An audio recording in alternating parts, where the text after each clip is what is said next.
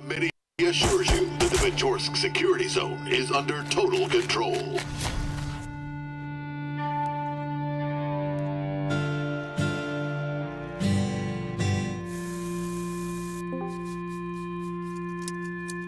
By taking advantage of our Free Will Missions program, you will access advanced and reliable equipment.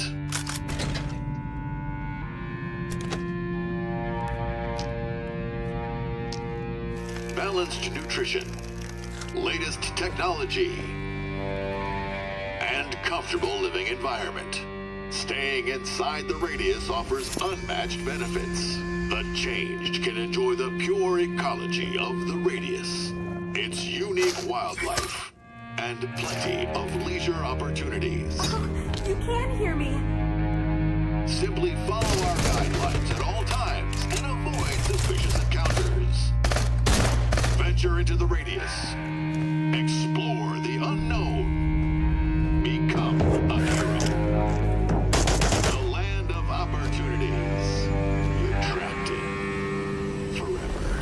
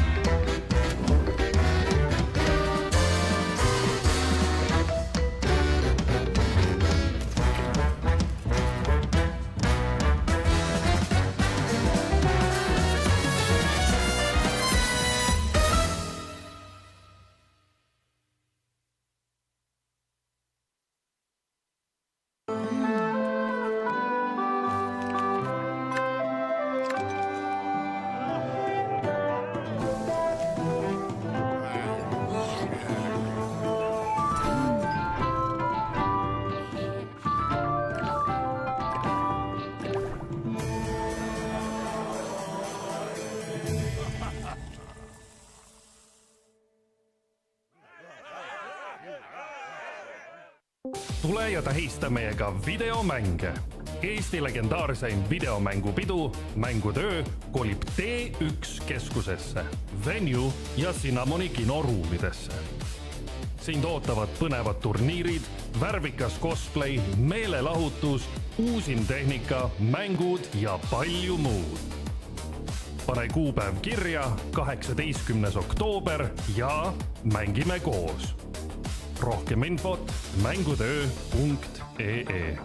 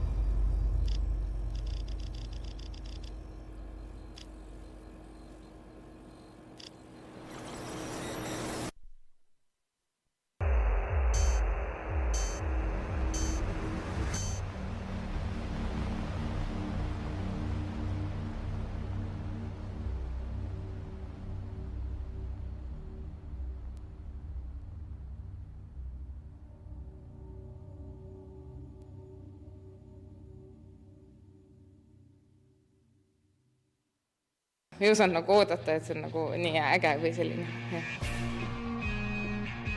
Peale selle, et see tegi hea tuju, tuli väga palju häid mõtteid. Väga positiivne laeng on sees. See oli tõesti lihtsalt vabastav kogemus. Lõpus oli positiivne ja see nagu kuidagi haarab hästi kaasa, et nad küsivadki publiku käest, et pakkuge mingeid kohti või inimesi olustikke ja siis see nagu publiku lugu läheb seal käima, et see on lahe. Ja selles mõttes, et kindlasti soovitan. Igal juhul ma olen väga rahul, et ma siia tulin. Tulge kindlasti vaatama, saate hea suuda ja naerda.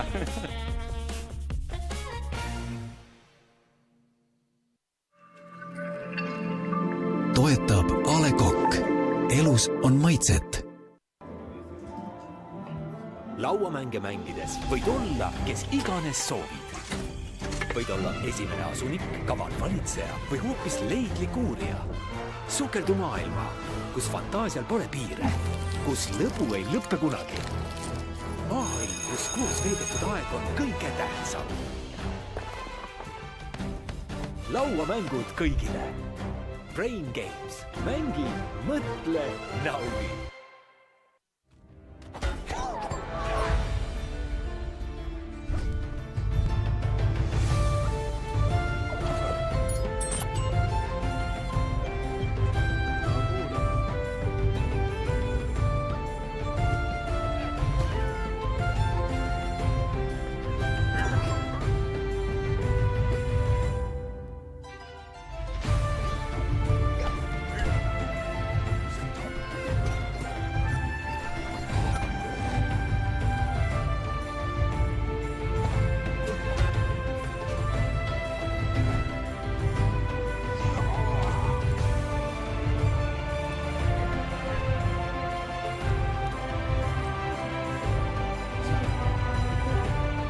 What the dog doing?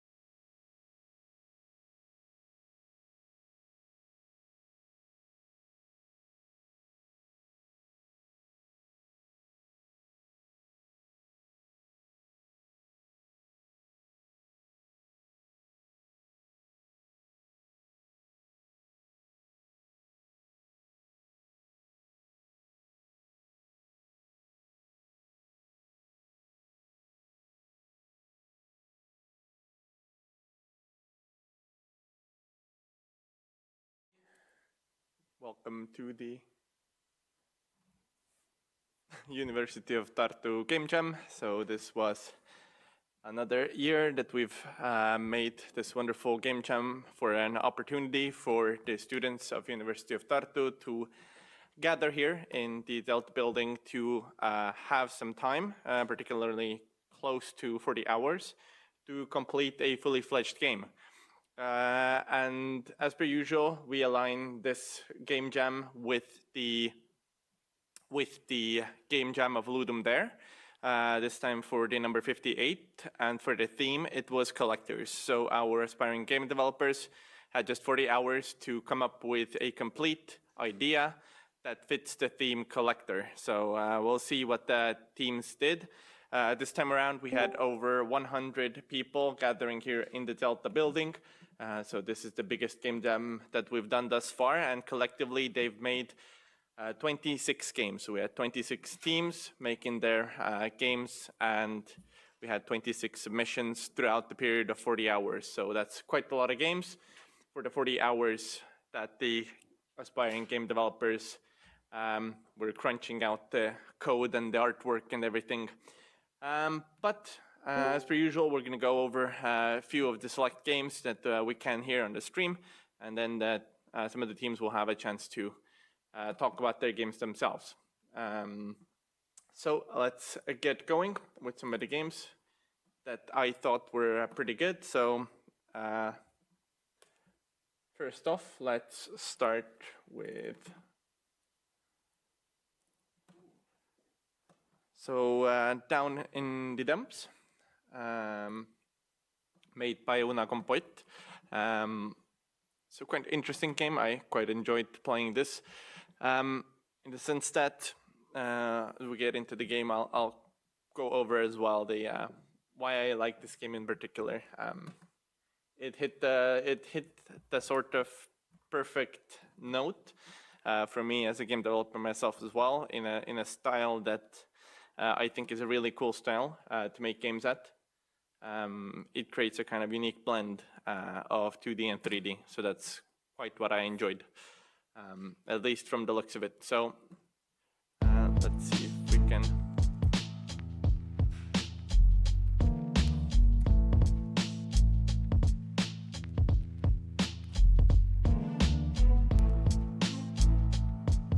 Seem like we can full screen this.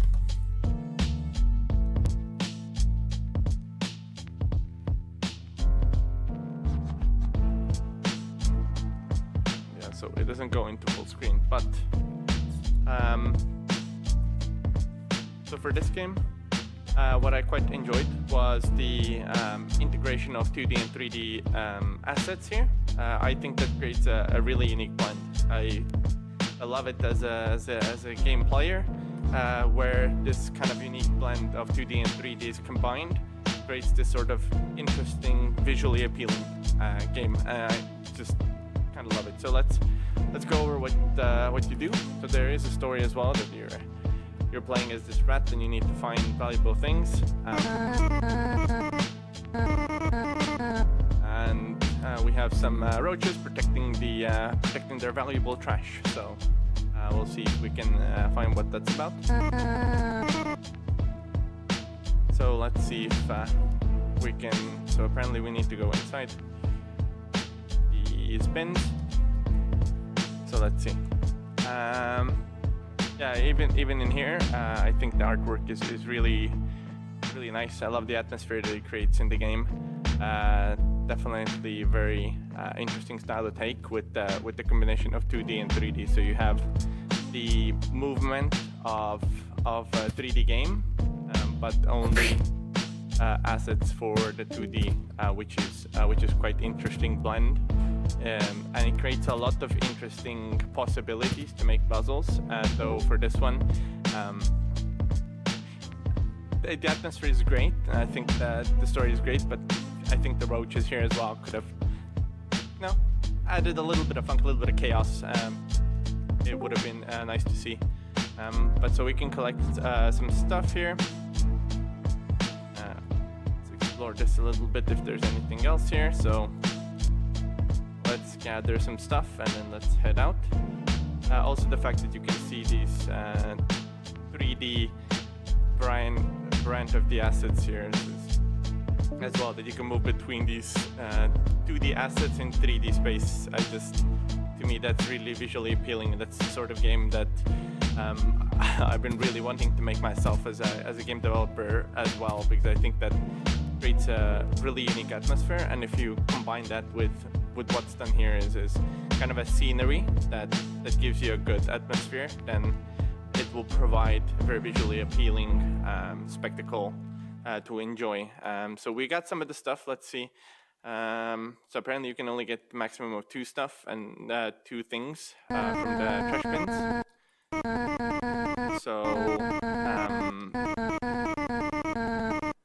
So let's see.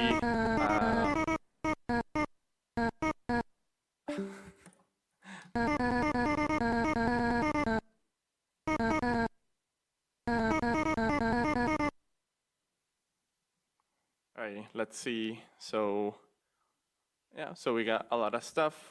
We have some money left over. This sort of artwork here as well. It's very nice artwork. So the art really combines with the storytelling of just this kind of messy feeling. And this is really adds a lot of atmosphere to the game. And so apparently we're progressing now with the addition of another rat here. So let's see what he's saying. So Arabella's so lighter, very interesting concept. So a little bit of crazy rat.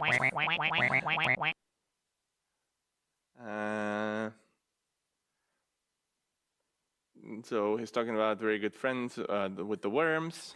So let's see. Let's see what we can find in the dumpster. So start seems to be the same. At least the atmosphere of the dumpster seems to be the same. But it does seem like the game level changes. But the collectibles seem to be staying the same. I wonder if the cost of those will be the same as well. So I guess let's get an earring as well. And since we can only gather 2 stuff, or 2 things, I quite what I think in this sort of game, it would have been good if you can drop stuff, because again, it's already really fun to play and collect stuff, but also I would love to kind of this repetition of finding things and potentially having a chance to drop them. So not earning as much money this time around, and the rusty spoon being really good. So apparently my children are starving, so a good storyline. And then we have some raccoon gangsters. So a very, very cool artwork with the progression of the dumpsters. So this is quite fun to see. Really adds to the atmosphere of the messy game world.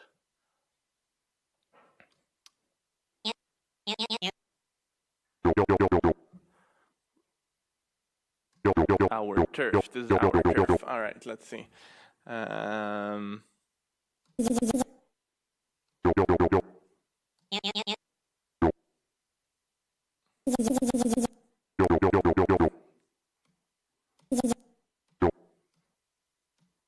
So nothing is really happening that much in regards to these.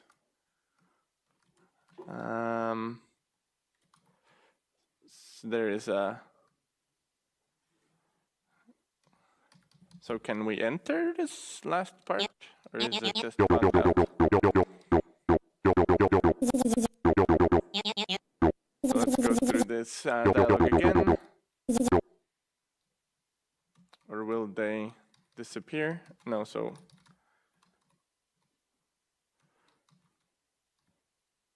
Apparently the last bit isn't really doable here, unless there's something that I've missed. There's also some glitching with collisions here, but it's a small thing. So again, I quite enjoyed this style of game. So there is no UI per se to modify any of the options, which I think is quite a shame in terms of volume levels and stuff. People do want to usually edit it, but I guess resolution and the full screen aspect really doesn't matter if you do have a WebGL game. Usually these things are full screenable. Don't really know why that is, but again, I really quite enjoy combining 2D and 3D artwork to create this kind of uniform style of gameplay, and especially adding some cool, I think, particle effects or some trails to some of the stuff. Then you can create a really unique atmosphere with this sort of style. So this is one that really caught my eye in terms of the artistic choices that have been made. All right, so this was Una Compoit and Down in the Dumps. I think it was quite well made. I'm not sure why the last level isn't playable, but these things can happen during game jams as well when you have a very time-constrained game development cycle. Some stuff can be left undone, so that might happen to anybody. So next, let's see a little of an old school style of game. I quite like the UI on this, the UI design. I think it's quite the fun choice to go like this. So let's put it to full screen for maximum. So apparently we're calling on the Sankerman.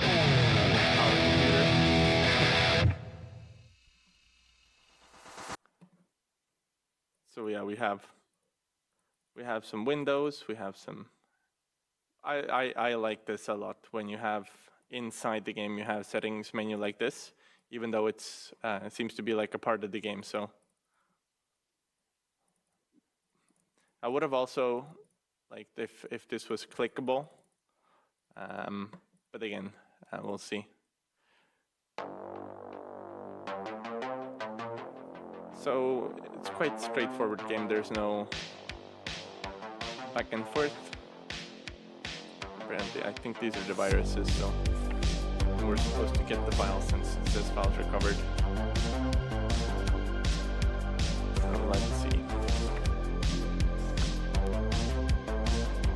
I would have liked a more snappy movement myself, but again, it's a kind of a game design choice what you want to have in terms of the movement. You can have a snappy movement, or the movement can really be made into. But I like the really retro look and the retro feel of this sort of game. I think it's quite nice. So let's.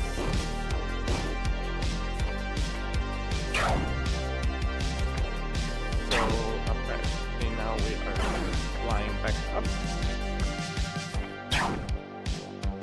And if I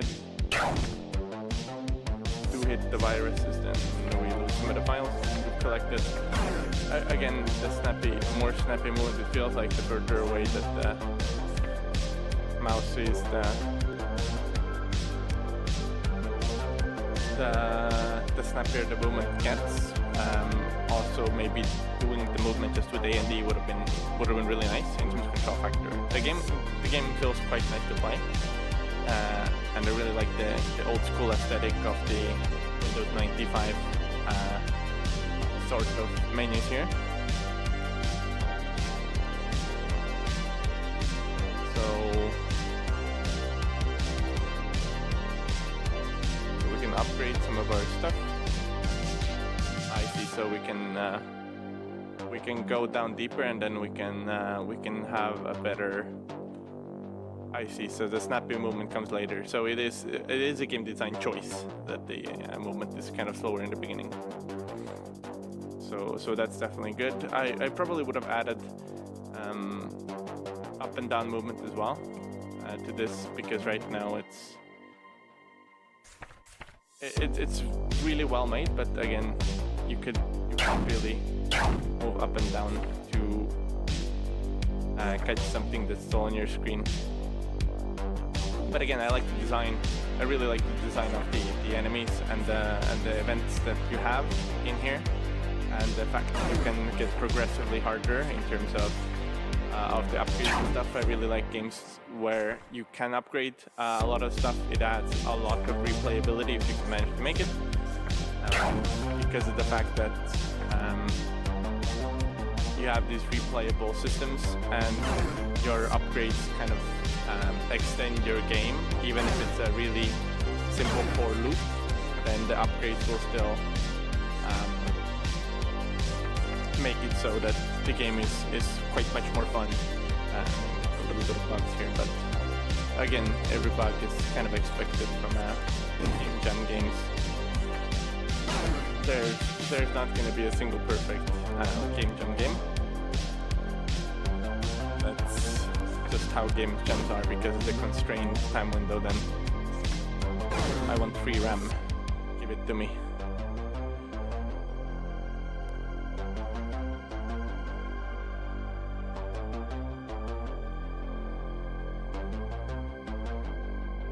I guess the upgrades and the initial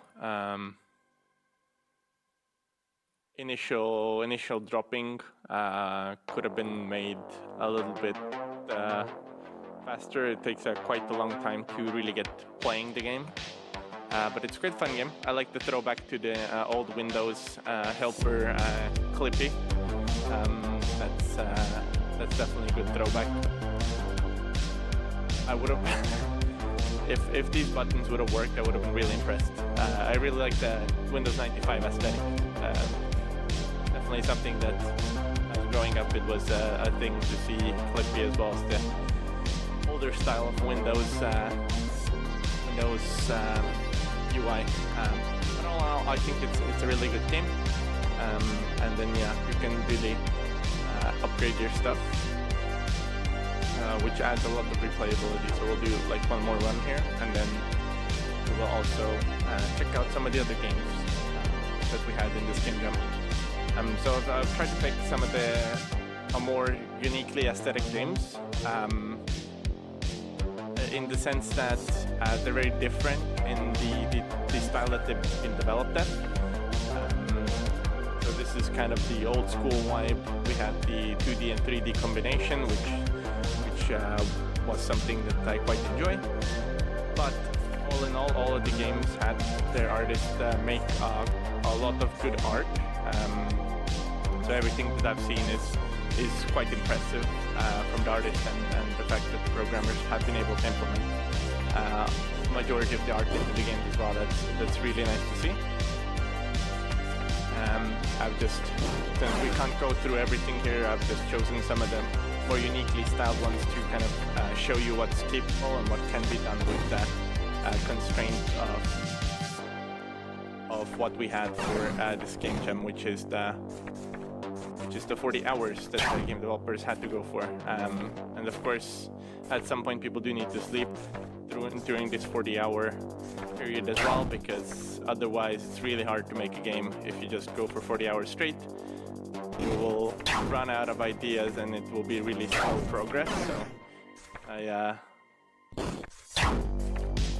I do always, whenever I'm participating in game jams myself as well, try to find the time to get some good sleep, because it helps a lot in avoiding bugs and really creating these systems which are enjoyable to play, and also gives you a chance to kind of find new ideas that might improve either graphically or playstyle wise the experience that the players get. But this, I like the throwback to the old icons, the folders, and the windows.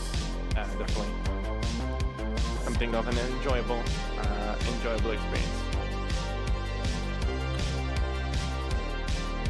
So we'll see if what happens when I go back to the main frame now after a few runs.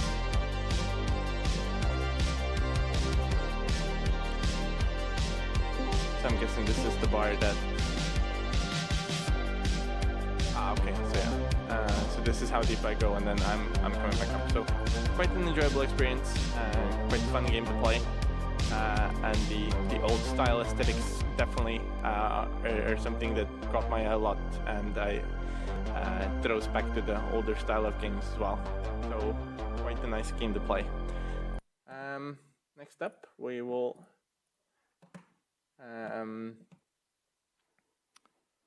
We will go with another style of game, which is Border Point by Mangumos.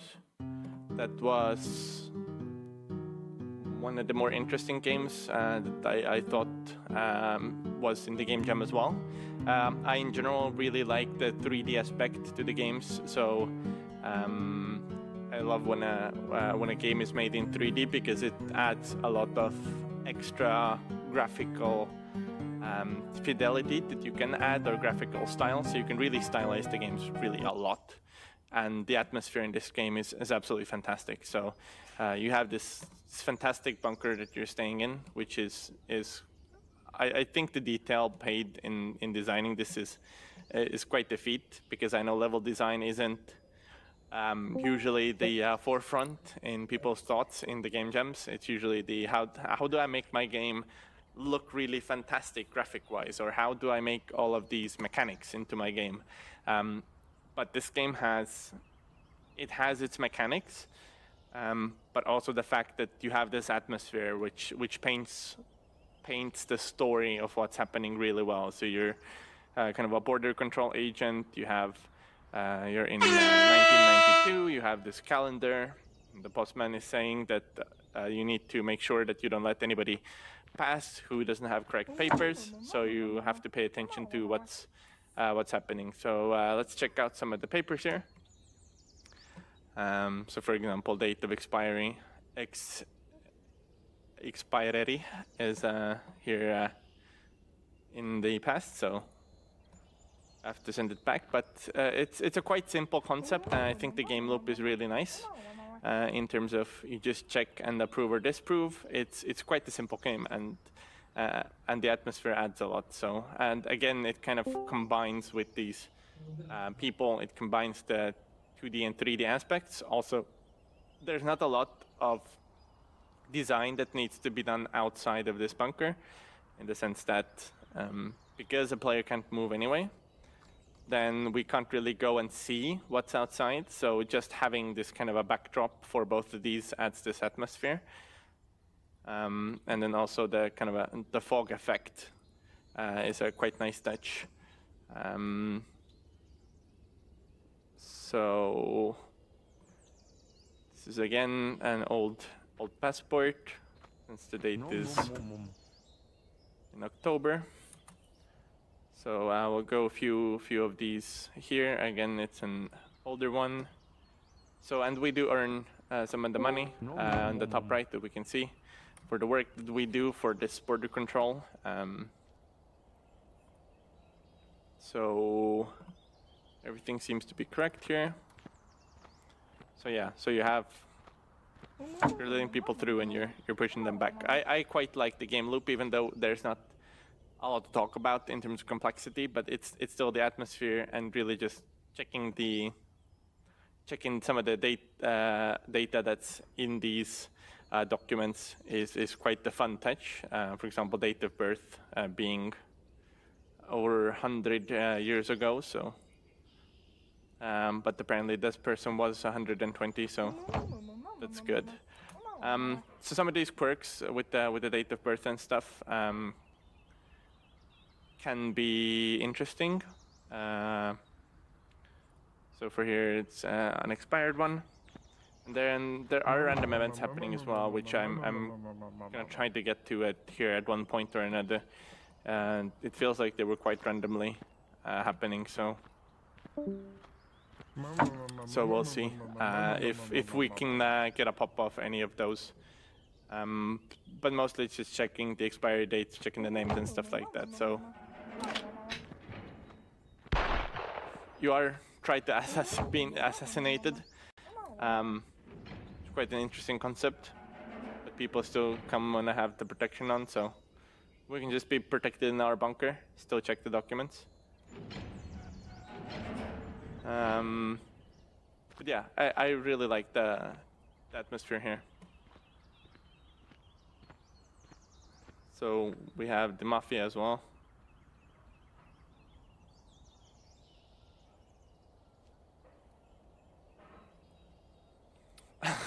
Moral choices.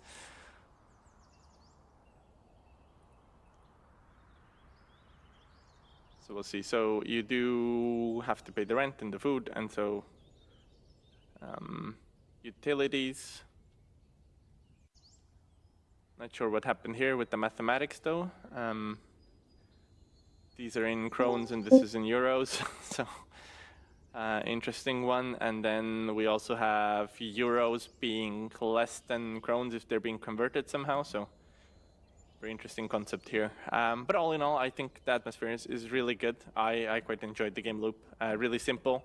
And it can be expanded on a lot with different levels and stuff down the line. So I think this is a very nicely scoped game for a game jam in terms of atmosphere, in terms of the feelings that you have with the random-based events as well. It's quite an enjoyable experience to play, and really definitely adds a lot to what you can get out of a game. All right, so let's see some of the other sort of games. So we did have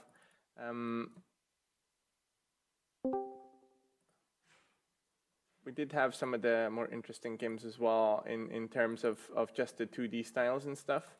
And we had a couple of Unreal Engine ones that could have had a lot of potential, but in terms of execution, they weren't fully finished, so I'm not going to go over them. But we'll go over here the Literators by Precious Pizza. So I like it when a volume slider is there. By default, as a game player, I usually enjoy it when it's either down or halfway through. Because if you create the sound in your computer and you have different settings than what I have, then a lot of the games nowadays, what they do is they have this great soundtrack that will blow your speakers the moment you play the game. So you can't really enjoy the sound after that if your speakers or headphones are not working after it. So I usually like it when a volume slider is down low, but that's just personal preference from the experiences that I've had with the game soundtracks. But we'll play here. So essentially, you have to collect. Again, this game kind of also has this aspect of having 2D aspect in a 3D game as well with the paw. So that's quite an interesting one. But in terms of gameplay, I would have liked to have seen at least the animations here. And then of course, you can get caught. And there's a story behind why you're doing all of this, is that you're trying to find treasure while you were kind of sleeping and dreaming. But all in all, having some sort of animation system would have done wonders for this game. T-pose usually isn't the most enjoyable thing to watch. And also maybe the size of the spatula could have been more realistic as well for the size of the person. But again, it's quite an interesting game. You're trying to just explore and find some of the treasures. And the atmosphere with the cat overwatching you, kind of running around the litter box, is also, I think, quite a funny aspect. I quite enjoy the atmosphere when it has a specific meaning, when it has a specific tone to the games. Definitely has to fit in with the theme that you have, and for this, of course, you're collecting all the treasures from a litter box. So that's also a kind of interesting twist on how to interpret the collector's theme. But yeah, you're just kind of trying to find out. In terms of gameplay, I think the game loop could have been quite fun, and it could have had quite a lot of expansion in terms of what could have been done with some of the systems implemented. Again, animations was one of them, but also having different levels with different style of letterbox, different amounts of treasures would have done this game wonders. Also, I think just adding a small bit of indicator on which way the closest treasure would be would really help, because right now you're kind of blindly running around hoping for the best. And in that sense, it's kind of, you can't really use your knowledge of the game world or really get any help. So you just kind of have to randomly stumble around until you get some of these treasures. And I'm not sure if the treasure is always there or if it's just randomly being spawned as you collect something up. In that sense, also having the radar would have been a little bit of a help. And just maybe a weak one if you're getting close, then point the player in a little bit of right direction. Otherwise, you will start to do what I did, which is just going zigzag like this. And then the game loop isn't what it's supposed to be from a game designer's view. So you want the players to kind of run around, have fun. And also maybe making the cat events a little more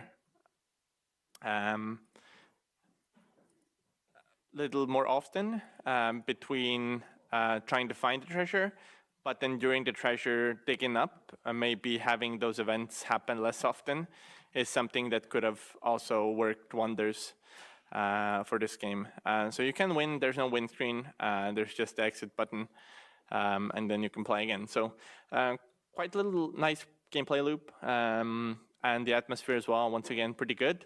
In terms of level design, what I would have loved to see is a little bit more emphasis put on level design. I know it's really hard to do, since good level design takes a really long time to really kind of make. But it's one of those underrated things that if the level design isn't there, it provides for a game atmosphere that's less enjoyable than having less mechanics and having a better game scene. Just because the atmosphere that you create. The same way that the gameplay loop in the first game that I showed, where you're running around as a mouse, was quite enjoyable in the sense that you have this atmosphere, even though the game loop is quite simple. You're running around collecting few things. But just how the level is built is what adds to this atmosphere. So I think here, having a little bit of a more design for the litter box, and maybe having some sort of hiding mechanic from the cat as well, it would have added so much to the final product. But all in all, the game works, and it's a nice gameplay loop. So, and that's quite well done. So we'll take a few more games here. So we'll see.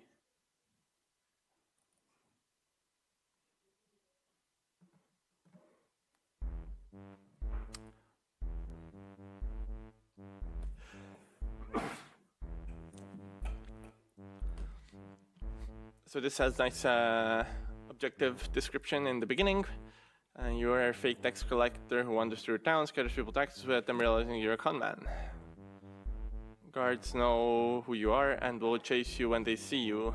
Fulfill the quota and leave the town without getting caught. Sprint and interact, WASD. So it can be played with just one hand. The movement system is quite snappy. There's a turning speed, which is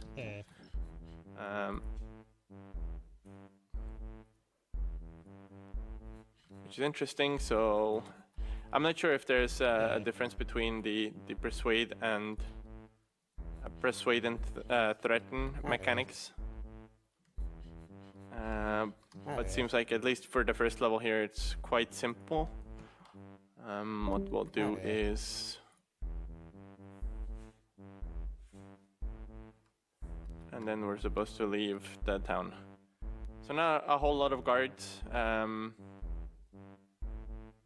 but I guess the next level, yeah. So this is what I was kind of presuming. So if you have the core gameplay loop down, it creates for a good atmosphere. I can definitely see the hand-drawn assets. Maybe not having the guards charge at you while you're mid-collection, but that is something that can be, of course, a design choice as well. So it's you're taking this risk of. But now apparently I cannot collect anything again. So we'll see if this is a. So yeah. So after getting caught, you can't collect anything anymore. So these things can happen during game jams. I think the game could have had a lot of potential here, but this sort of bug is sort of thing that will break the game. Also, there's no leave mechanic, so or if you click leave and then continue, then you're getting caught, but there's still no leave. So, but yeah, so these things can happen during game jams as well. That's usually why during game jams you want to test your games out a lot and consistently test them. So in the later stages, you don't find out this sort of things can happen where getting caught will break your game for all the future runs. This is kind of a bad aspect of game jams. You don't have that much time, but you still need to find the time somewhere to do the simple testing. I think the atmosphere is good in terms of the art here. The houses can be clearly made out. I think in terms of artistic and atmospheric choices, it could have been quite more interesting to actually make these trees and bushes stand out a little bit more. Maybe not do a top-down, but semi 2.5D, which is what some of the games do as well, or isometric view, and really have it on a side where you can see some of the houses and see the interactions with the people. Though I definitely do understand that it adds a lot of complexity in the game development phase, where you need to have these animations or the sprites and tiles. So, but since we cannot really get some more money, we are gonna leave town, since they know who we are now.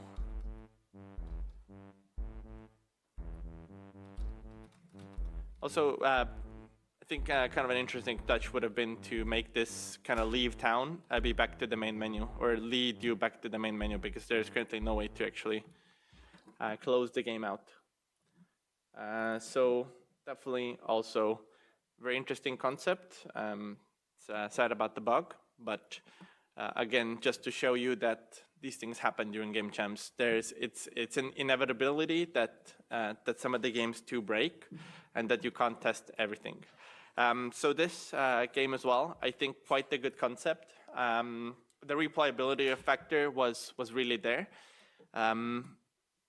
What I personally thought for a second was that initially running this, my computer was broken because of the art style. Definitely can be a choice to do this sort of really, really low resolution art style. If it is something that you consciously make, which seems to be the case here because everything is so. But again, for this sort of 3D game, I think also having this as in a higher quality would have been really awesome. So essentially what you're doing, I quite enjoy this. So you're giving the kind of directions that you can... Tere tulemast Rahamaale! Siin saad sa mängida mitut lahedat. So, quite a nice game sound design. Though the clipping is an interesting factor, but again, it kind of dies into the rest of the atmosphere here, which I quite find funny. Is it's everything is low resolution, it's low quality, and I think that's it's a known choice here. We also have so. Again, for this sort of game, I would have liked to have seen a volume slider. Again, for the same reason that we have here, it is quite loud. So you really want to be able to turn the volume at least a little bit. And maybe when you're digging out the treasure, then also not getting the sound effect would be a little bit better. But it's quite a fun experience. And then you also, there is hidden dangers here. If I can just find some. So you are in a minefield, and there is a story behind it as well, which is quite nice. So basically, you're on a minefield. So I'm not aware if there was a way to find the mine. So You do have the sound effect of the metal detector being. tere tulemast Rahamaale. And then you can sell your stuff, and then you can buy upgraded equipment, which we can't do just yet. So we need to go and scour the world for some more treasure.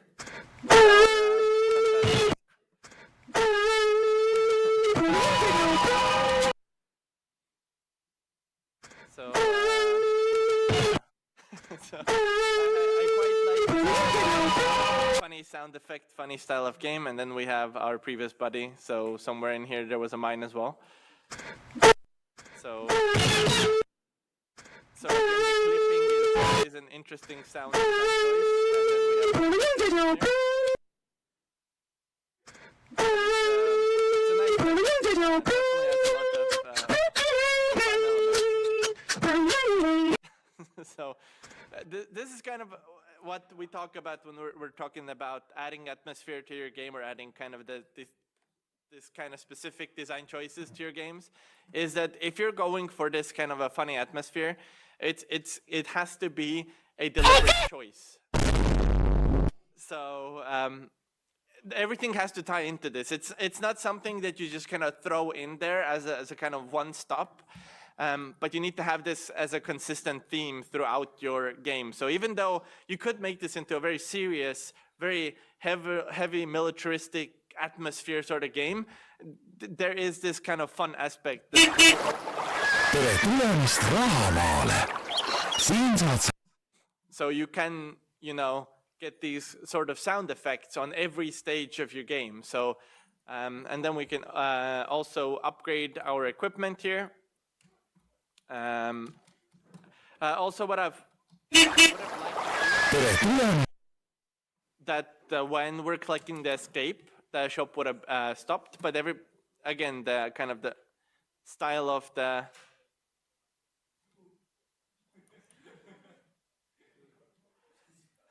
so apparently you can get stuck there on the slopes.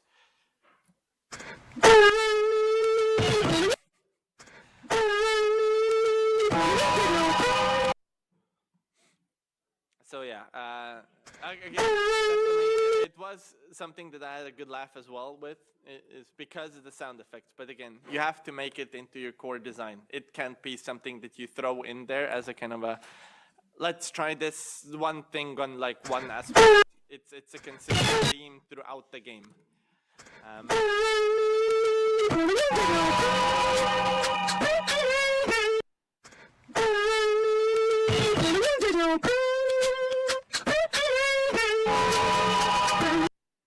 So just to show that you don't need all of the free assets that you can find online to actually make your sound design, you can also utilize what you already have. So definitely in my design something that creates this fun atmosphere that you can really use to kind of sell your idea much further. Now, unfortunately, I didn't have enough time to check what is at the end, if there is anything at the end here. We can see, we can run around. So this is quite a complex level design, and this is what I was saying before with the level design, is that if you have a core gameplay loop that's quite simple, as it is here, where you're just running around and you can, do this, then what you have is a really simple gameplay loop, but your levels can become really in how you generate a whole lot of stuff into them. And this provides for this replayability factor. It draws in the players and lets them kind of do this thing over and over again, where you have the chance to play it, you have the chance to laugh. And then this kind of all repeats itself until you basically, what you can do is you can get, your upgraded gear that you wanted to have and all of this. So in terms of atmospheric choices, in terms of gameplay and sound design choices, I think this is one really good example how you can throw fun elements into a serious game and still make it really enjoyable experience. So in my book, that was one of the funny games. Again, everything has to tie down here. if they would have had this really HD graphics, if they would have had the HD menu, they could have not more than likely pulled off this clipped sound, really low quality sound effects, because it doesn't tie into the atmosphere of the game. But they have everything set up in kind of this funny way. So this all ties in together to kind of be a whole. So that's was quite a nice game to really play and enjoy and have a good laugh with the sound effects and everything. So, and again, huge replayability factor to this game because of this loop of you die, you spawn, you do this run again, and then you upgrade your gear. Again, the upgrades add a whole lot to the games. So if you have, as a player, a goal that you're working towards, it adds this kind of a fixed, I want to achieve this now, so I'll try to run the game again. So definitely a fantastic game, and I had a good laugh about it.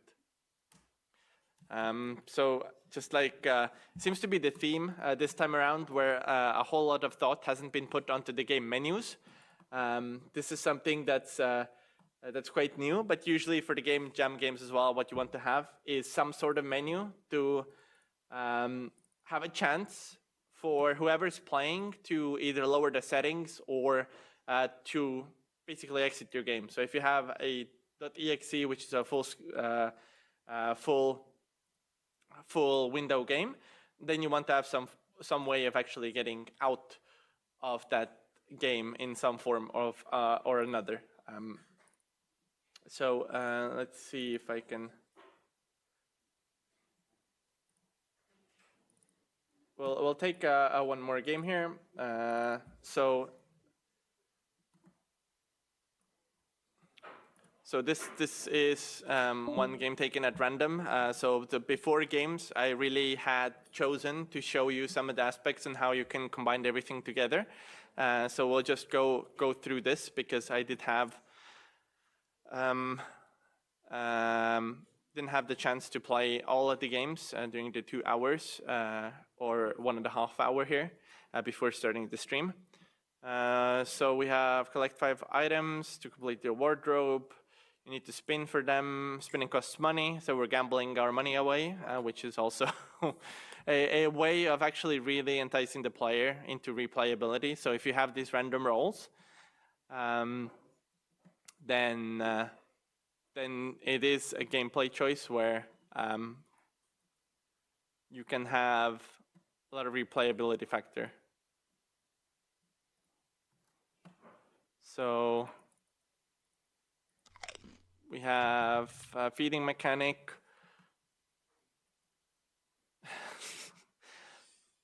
So throwing jokes here, that's also quite a fun way to do, but it has to be a really tasteful jokes. So again, going back to the fact that that everything needs to tie into this atmospheric. The art is great. I think the atmosphere is great. I don't really see the gold factor, so I can see the codes here. And he was just out. Oh, there we go.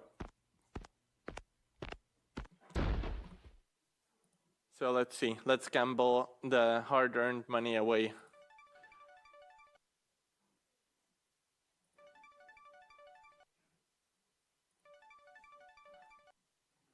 So just a random chance. I'm not sure if this will.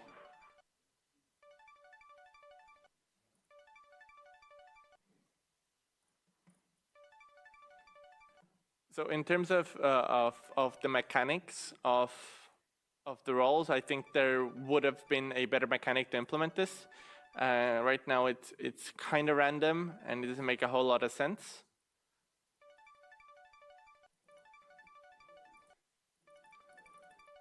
So we can just click this, and I'm not sure if it will trigger some sort of win condition, if ever.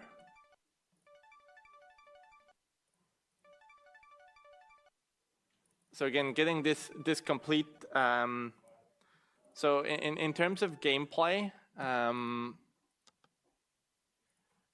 in terms of gameplay, what you can do is there's a couple of types of randomness to video games. So there is a complete randomness and there is a semi-randomness. So semi-randomness is something that will entice the player to feel like it's random, but also give the player a reward once in a while to keep the player going. If you have this complete randomness, which is essentially, there's a chance, if you have, let's say, 1 in 10 chance to do something, to win something, then there is a chance that you can do 100 rolls without the win condition happening. So this is usually something that's something you want to prevent, because of the fact that it will dissuade the player from trying your game. Though I like how the outfit changes once you're equipping the wardrobe. I think having a different mechanic other than the spinning mechanic here would have been really awesome. So a lot of the themes this game this time around were mini games. A lot of games made games that have mini games incorporated into them. So what you essentially have is you have game inside of a game, and that can definitely provide a lot of replayability factor if you design your mini games correctly. Because what it provides is that you can have the player play these mini games while trying to complete some broader objectives. So there's variety in what the player can do, but having this sort of one mechanic only, which is, it seems to be random, not semi-random, can kind of dissuade the player from just continuing forward, especially if it's something that they can't influence. So we'll see, we can just kind of spam the spin button here. And I'm not sure if we are gonna see if we can win anything here, so we can just keep spamming it now that we have enough coins. So every once in a while you can, it does seem to be cash money chains. So let's see if we can get to a point where this is all kitted out.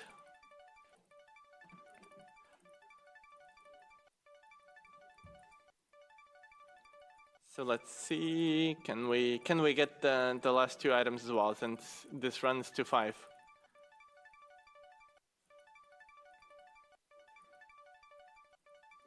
So again, throwing in the jokes is quite a funny way to go about the game. So if you're really just paying attention to the spinning and what you're getting, then in terms of atmospheric choices, it doesn't tie into the game that much, because you're not really paying attention to what's being said here. You're paying attention to here and here. So while the other games had really a specific point where they were drawing your attention, this game kind of misses that point, where you are trying to direct the player into focusing on certain elements of your game to kind of draw in the player to specific details that's happening on the scene. What I like though is the fact that the center here is really, so we have the pizza bringer here as well, and then we get the top hat as well. So now that we have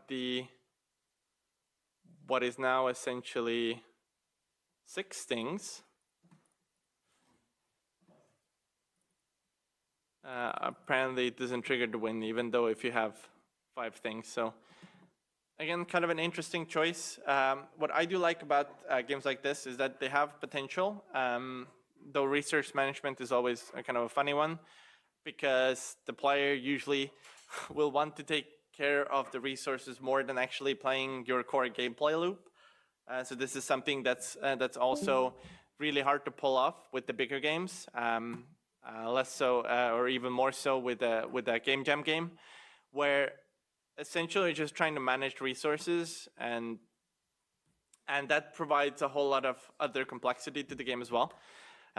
although I like the customizability, I think there could have been a really heavy focus on the customizability of this character here, and then having some sort of minigame where you can run around with the character to collect coins or to complete some levels, to a platformer, very simple one.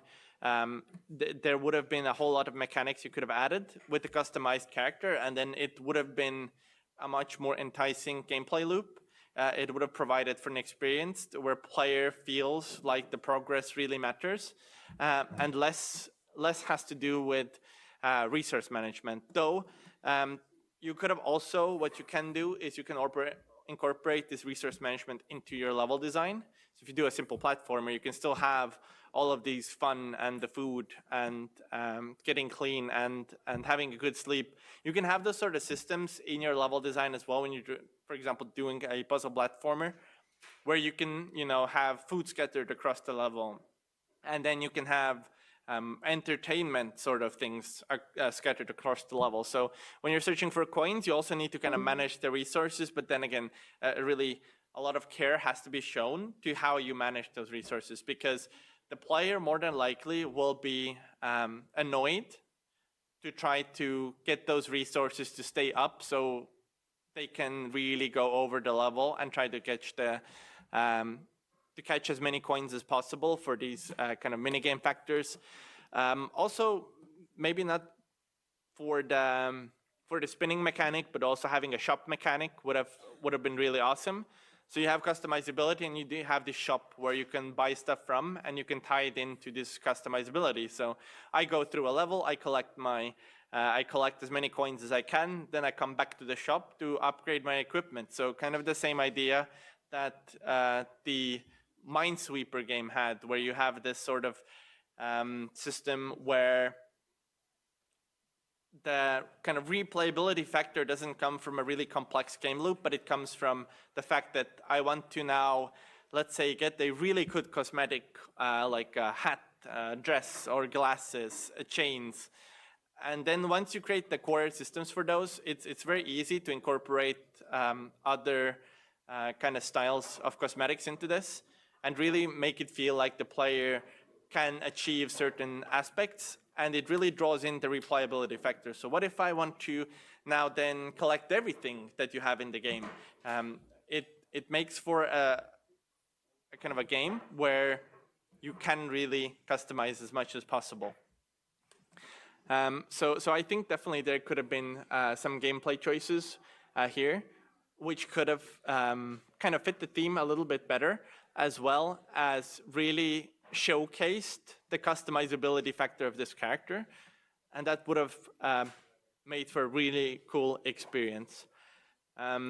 So yeah, these were kind of some of the games that I had a look at before, and I think there's different aspects to highlight in each case. They're very unique games, all on their own.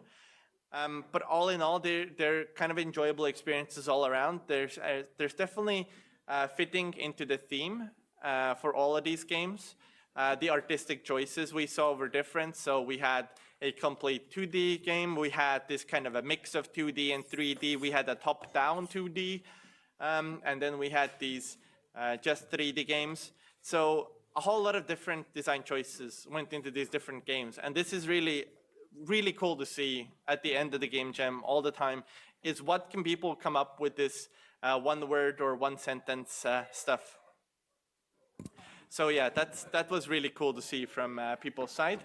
So all in all, I think it's really testament to how many great and wonderful game designers, level designers, art designers, sound designers that gather here to create this game in this kind of symbiosis of a team. And they really come together to create this kind of unique experience to the player. And I think that's something that really showcases these game jam games a lot, is what the players and the designers achieve in tandem throughout this 40-hour period. So that's a short introduction from me from the games.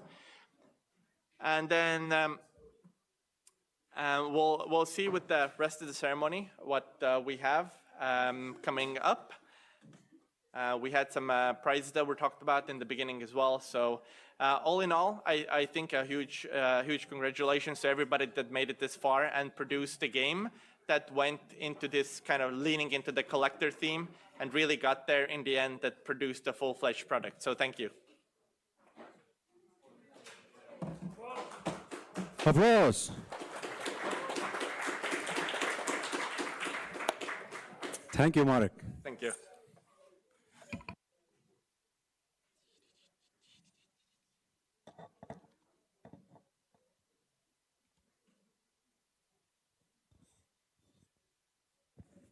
Well, here you are again. How are you feeling now? More. It's over now. Just tiny bit more, just these presentations, just awards, and then you can go and rest, and then maybe go work tomorrow or learn to school. Yeah, it was yesterday evening, it was late evening, I think it was 10 o'clock or something. And I looked outside, saw some people partying. They had a lot of fun there. You could see that they were having the best time on their Saturday night. And then I came back to classroom where you were working hard, sweating. And I saw that you were that happy, sorry, messing words up, but you were also happy. So you had a party of your own. You worked, because a lot of people work when they make games, but you had a party when you made games. Hopefully you felt the same how I looked at you, how I saw you. So I will ask again, how are you feeling? Okay, now it's better, thank you. As I promised, hello everyone watching us live also from Facebook or YouTube or Discord. Now it's the time for you to present your games. And as you know, this time there are over 100 people. There are 26 teams. This is the biggest game jam ever we have organized here. So we will choose 7 teams who will come to present on the stage. But you don't know which one of these teams are. You don't know if they are winners or not. You don't know anything. We will just look some newly created games. And first up, when this technology starts working with me, let's see.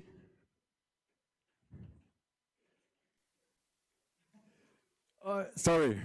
So team Õuna Kompott with the game Down in the Dumps, please come to the stage.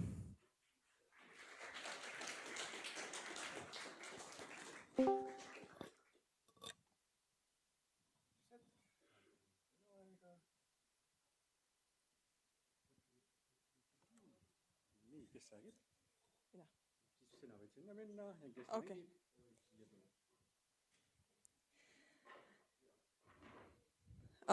Okay, hello. We made the game called Down in the Dumps, and our team name is Õuna Kompott. And yes, there are more of us, but the others had to go home because they live far away. So basically, it's loading right now. The idea was that you are a rat and you have to collect treasure to sell, and then at the end of the day, depending on how valuable the treasure is, you get like money, and if you didn't make enough money, then your rat family will starve. It's very serious.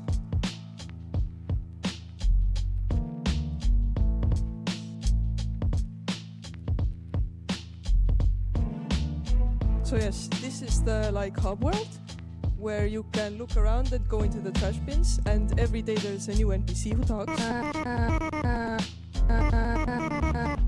our SFX artist made silly sounds for these speeches. It was very funny to listen to him record them.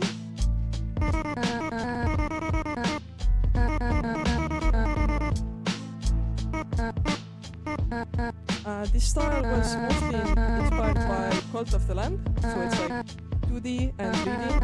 And also I will mention that our entire team, all of us, are at the game jam for the very first time. So, yes. Now you are inside the dumpster diving, searching for valuables. Here we also should have put a text that says like what to do when you're dumpster diving, but we just didn't have the time.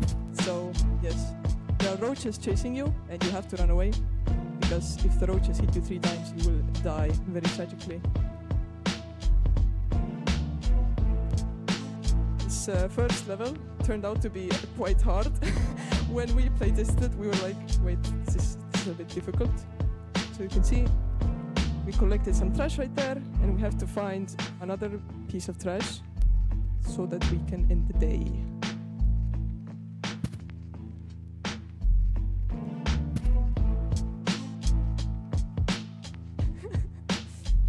Okay, so we're not going to spend too much time. We only collected 1 trash, and then we end the day. Wrong button.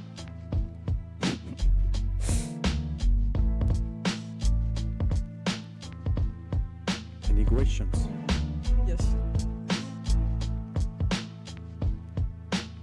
Does anybody want to ask anything about this awesome game? Yes. What's the name of the rat? The rat is nameless. You can choose the name yourself. You can change the... What? Skibidi. Why not? And also, we're not going to play through the game like right now, I think, but basically there are like 3 days, and then you have to survive all the 3 days and feed your rats and this. I have a question. I missed it a little bit. Can you repeat? How much experience did you have? All of us on the team have 0 experience with game jams. 0 experience. Okay. But any experience with programming, art? Oh yes, we have 2 programmers. One is like very fluent with programming, and the other one I think used Godot for like the first time in 2 years. And then we had 3 like drawing artists and 1 like sound effect artist and who did some other stuff. And yes. Okay. What was the biggest thing you learned in our game jam? File sizes was because like we had a lot of problem, like how big do I make this drawing to put it in the game, and everything was like too big. Mm-hmm. Yes. And yeah. Okay. What about the time pressure and everything? Was this, because game jam is a new thing for you, how was this for you? Well, during day 1, we were like, yes, it's going very well. And then day 2 rolled around and we have 1 hour to submit the game, and we're like, oh my, this is not enough time. But we got kind of, you know, so-and-so did what we could, and we submitted it at the very last minute, and yes, it works. Okay, that's cool to know. Any more questions from the audience? Yes? I just wanted to ask, are either of you a programmer? No, our programmers went home. I was just wondering, because the character you use, I'm guessing you're using a character body 3D with the run-and slides, but it often causes collision issues with the sliding. And when I played, I really felt this. The collision boxes, sometimes you get stuck a bit in places, and when you slide up against things, you can't move as well, I think, if I remember correctly. But so something to keep in mind, that character body 3D is nice, built in and nice, but not always the best to use. Okay, I have no idea what that meant, but awesome. Don't worry, your programmers at home know. Is the third trash can available? Like, can you access the third level? Yes, every day you can access a different trash can, and they have different interiors. And there's also a new NPC every day. I don't know if I mentioned this. There's also Crazy Rat.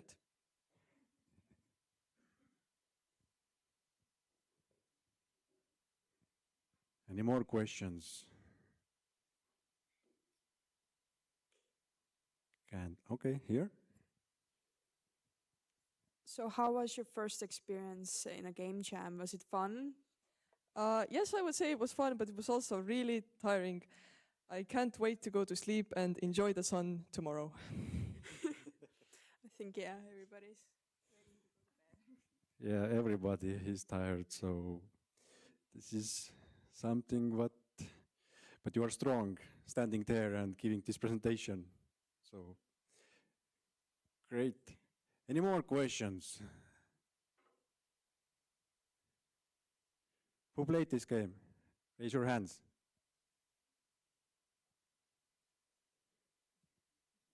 You all had to play this game, you all had to vote. But okay, I understand there were many games, so big round of applause for them. And thank you for coming. Hopefully you will come next time. Thank you.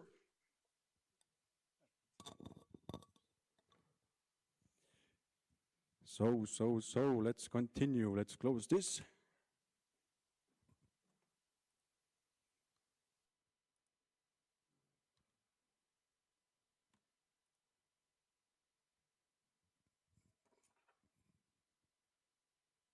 And the next team is named Ruut Rudustajad with their game Last of Them. Please come to the stage. And applause for them, please.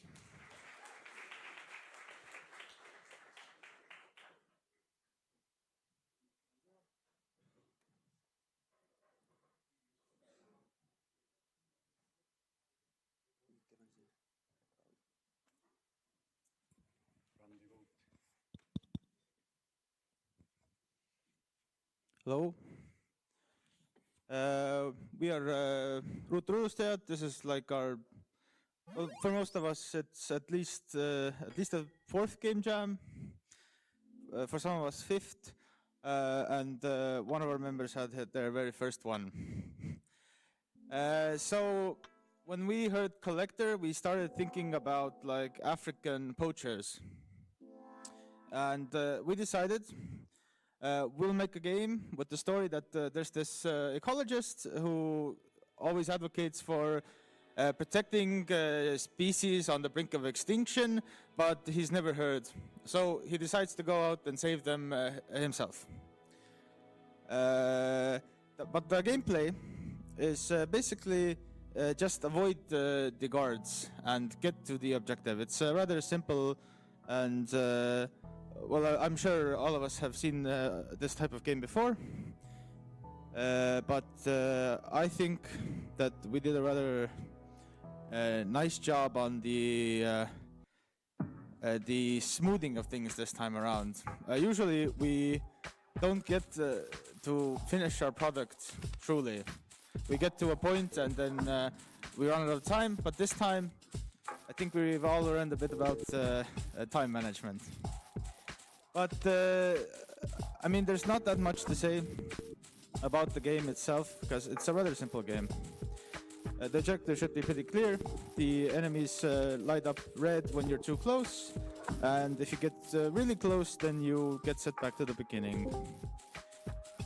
If you pick up the animal, well, you've done a good job then. But this game had the most difficult thing about this game that we had to do was to get the light detection. All the guards have lights, but not if you're standing behind a rock or something like that, the guards shouldn't be able to see you. And we just made a bunch of different types of enemies to run past. But I do think, from what I've heard and seen, that we made levels 2 and 3 a bit too difficult. Something to watch out for next time. I mean, it's there's not much to say, honestly. Maybe our artist has something to say. Well, all the art is made by me only. All the animations, yeah. I only slept about 7 hours or something. Alright, yeah. I have nothing else to say, kinda. Yeah. I think the art is very, very good. The animations are quite smooth. I'm very happy with how the game looks. Yes. Alright. Anyone else? Might I mention this is the first game jam where I think I've slept over 10 hours in the past 2 days.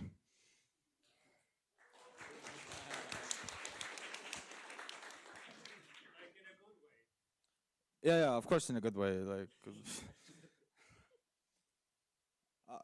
you can show them the main menu as well. We also made there's saving for the game, and you can check out the past levels. You even have a compendium to learn something, maybe. These are all endangered species, real endangered species, if you're curious. And yeah, well, that's. There's also, of course, a developer mode. If you press P, and then you don't have to do the levels to see the ending. Or you can, of course, reset it as well if you want to. But that's about it.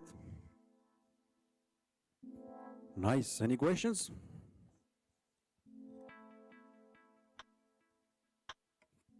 So would you call yourselves poaching enjoyers?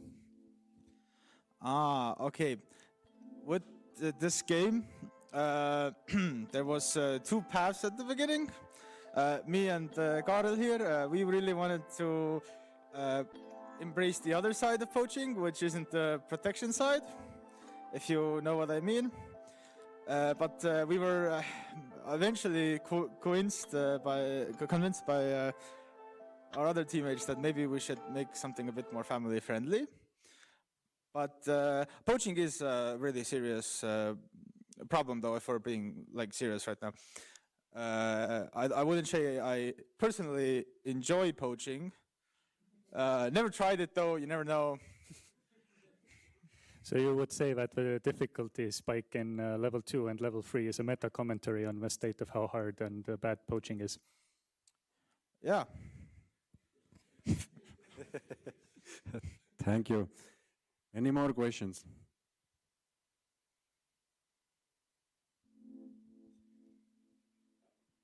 Oh, there. I will start here and come to there. So he's trying to save the animals, but why does he have a rifle?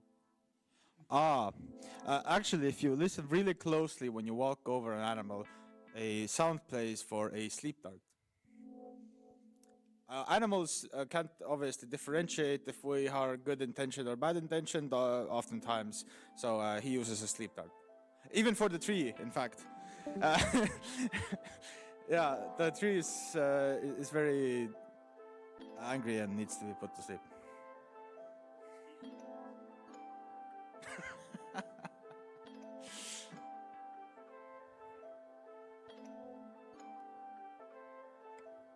Can you please elaborate, how does the light detection work?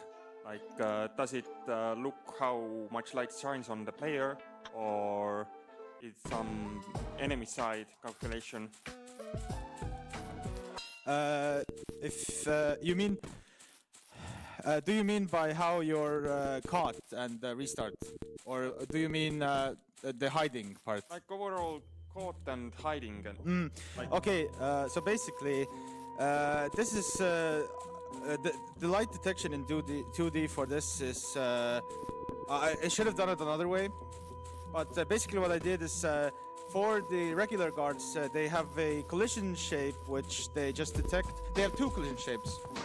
One they detect if you're inside their range, where they turn red, and one where if you enter that range, then you get reset.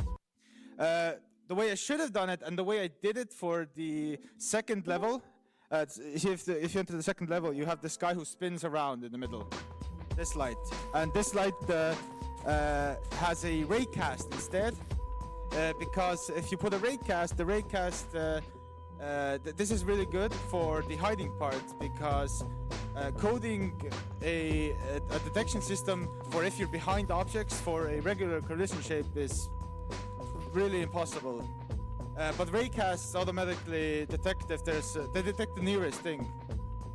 So the way I should have done it is with everything having a long raycast down the middle, or maybe multiple even, and just detecting if the player is the collider that is in the raycast.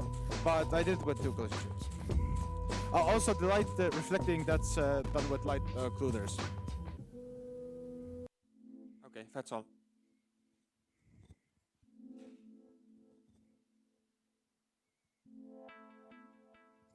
Just a quick follow-up. You could also have used like the collision shapes and raycast together, right? So ask again? So basically, you would like detect if you are inside the collision shape, and then you would throw the raycast. I initially tried that method, actually, but I found it better to just have one long raycast, because if you start doing that way, that if you collision shape and then the raycast, it can end up having null instances sometimes. If you do it poorly, you really need to find a specific right way to do it, and it could cause crashes potentially. So I think the best way, in hindsight, would be to have like 3 raycasts, maybe for the 2 for the outer parts and 1 for the middle. Thanks.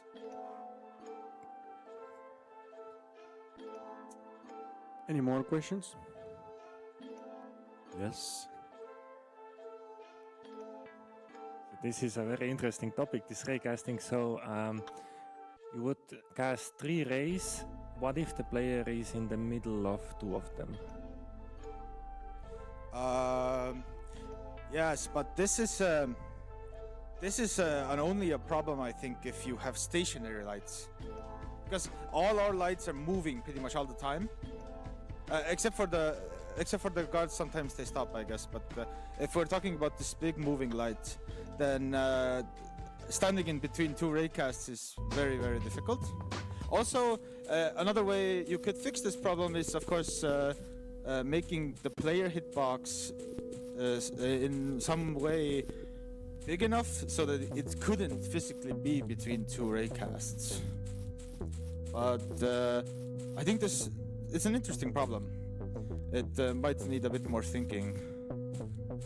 Or, of course, raycasts aren't very memory intensive. You could just cast more. Yep, so because this is a learning game jam, I would suggest that you shoot a ray towards the player and then check is it in the cone of light. Yeah, yeah, that's a nice way to do it as well, of course. Okay.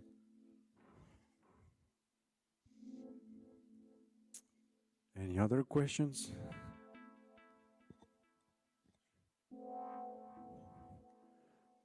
Nope, I guess. One comment. So it's good that someone slept a little bit. Big round of applause for them, and thank you.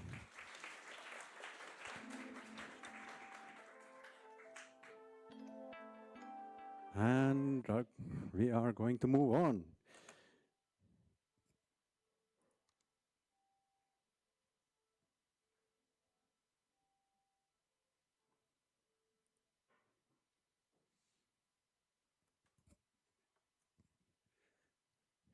Next team is called Point Brink with their game Vacuum Me. Hopefully I spelled it correctly, pronounced it. Please come to the stage.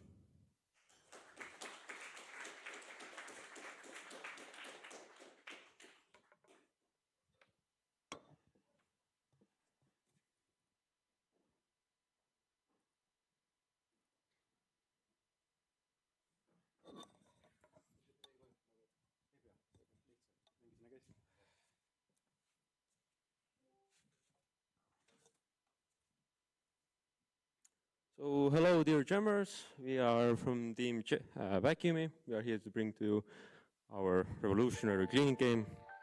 about a sentient robot vacuum or a dust collector, if you will. The point of the game is to move, collect dust, and move a teddy bear or hide a teddy bear in a box. Then you move on to the next level, which has obstacles, or you have to navigate between different debris, furniture, and it is a race against time, as you can see in the top middle, because you have to hide the teddy bears, and you will find out in the end why it's a race against time. Well, if you might get stuck, you might get stuck sometimes, and then there is a reset button.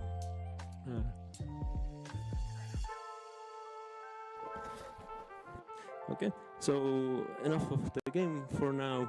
I'll speak about our team. There were six of us. 4 of us. It is the first jump. And there are some of us who have been here a few times more than once. It was an incredible experience. Thank you for that. And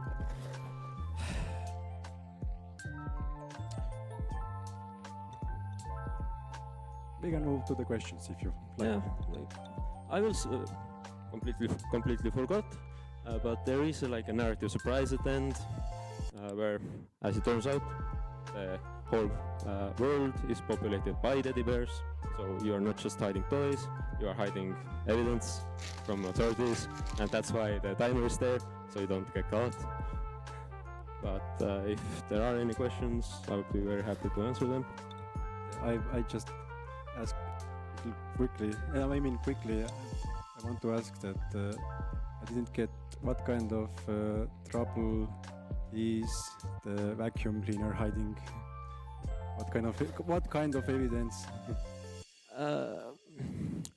Vacuum cleaner is part of the service that is provided, and the owner of the apartment had an accident. Criminal accident? Maybe.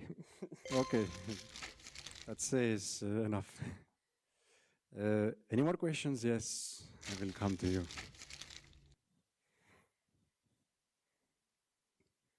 I have 2 questions about the very interesting design choices I think that are in this game. First of all, why the soft locks? Why does what? Why the soft lock? If you push a teddy bear into the wall, you can soft lock yourself, right? So, did you want to do soft lock detection as well? So, if you push into the wall, then the development was too far in time when we realized that you can soft block yourself in corners. So. It wasn't a design choice, it was a design mistake, let's say that. Yeah, and there is, when you press escape, you get the menu, and there is a reset button, so you can reset the level if that is what I also had another question. I'm guessing this is because it's the easiest, but why the grid-like movement? Why the what? The grid-like movement. Well, it seems to me like your character is moving on a grid between blocks. Yeah, character is moving between block, on a grid, because then we can put different, not decorations, but couches there and disable some grids where just, well, the dust collector cannot move. But was this the original idea that you wanted the grid, or did you plan to do it just pushing in a normal way? I guess the original idea for the grid was to make it more of a puzzle game. So something more like get the boxes in the right places in the right order. But that's a bit lacking in the final product. Okay, thank you. Any more questions?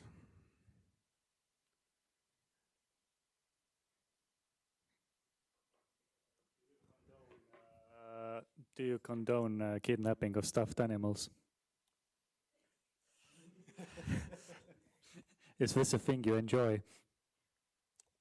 Not something that I enjoy. You don't have to answer every question. So. But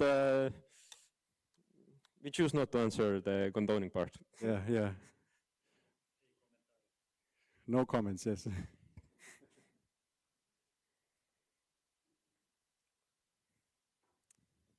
So there are no more questions, I guess. Am I right? Yeah, okay. So my personal comment is that it looks and plays fun, so well done.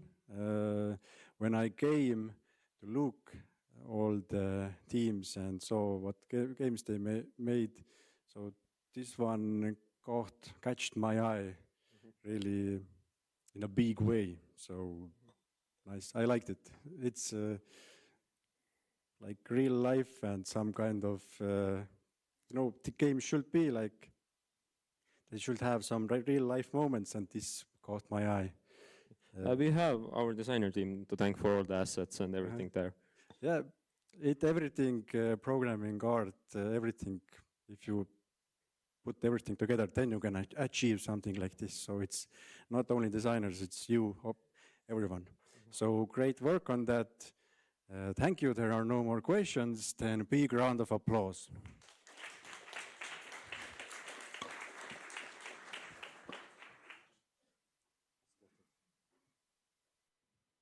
That was vacuumy.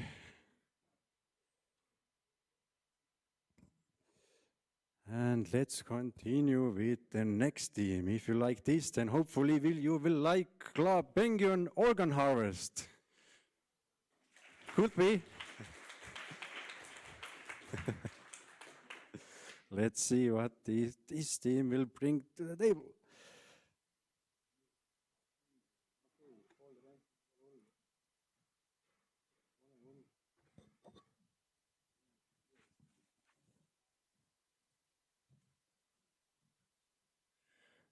So yeah, when I woke up on Saturday morning, I was a bit late, so they already decided on the team, and I guess it was better than mine because I wanted to do debt collecting as well. But this is like actually really fun. And so yeah, initially we wanted to do 3 mini games, but we quickly dropped one and then another one. And so we finally stayed with the rhythm game. It's nice, everyone like is there. And then like your boss gives you a call, but sadly for the web build we didn't put the movie in or the cutscene in as a video, so we had to skip that. But yeah, you get the target, then you can start harvesting the organs, and you need to keep them alive. So this is that part of it. The other mini games were like supposed to be connected to other stuff, but yeah, I actually really liked the music, and I mostly dealt with the rhythm game part. I'd say it turned out well. I learned a lot about like subframe timing in Unity and like how to get accurate time there. Sadly, for like some reason, when we try to reload the scenes, like break, yeah, so we couldn't play further. And even if we tried to like change to another minigame scene, it still broke for some reason. But yeah, there are like 4 different rhythm game levels if you like try the different organs. So any questions? I can see a theme developing during this game jam is illegal activities. Are you enjoyers of organ theft? Is this something you personally condone? Well, that's basically why the game breaks. Like if you fail, you see, then you're put on the table, and then when you're cut up, you don't move anymore. Yeah, but I guess it was like a fun team for me. And if your boss gives you a task, you have to complete it. If your boss gives you that task, then you have to complete it. I will take that as a note. But here is a question. First off, I love the art style. It's amazing. But, no, well, my problem was, and the people that sat, like, around me, I've noticed, it was a bit hard to understand what to do. And somehow we kept winning, even though we didn't click a single time. Or clicked at, like, random intervals. And it's still, like, one. And then the second level, I got stuck because of some glitches. But, yeah. So yeah, the glitches were unfortunate, but initially, like, I didn't want like spamming to make you lose the game, so I put the mistiming on the notes, and unfortunately, like, the mistiming was so close to the hit time. We didn't like. I'm sorry, I can't hear anything. Yes, sorry. Yeah, so I put the mistiming on the notes as well. So if you mashed space, then you wouldn't lose like very quickly. But without balancing, it was too close to the like hit frame as well. So when you mash too slowly, you still get the hit because there was like 0.2 seconds between that you could actually miss in the beginning and end of the note. Yeah, well, that was like the problem, that we didn't understand that it was a rhythm game. We just clicked randomly and kept like winning for some reason. But yeah, thanks for explaining. Now I at least know how to play properly. Thank you. Any more questions? Here in the front. There. Yeah.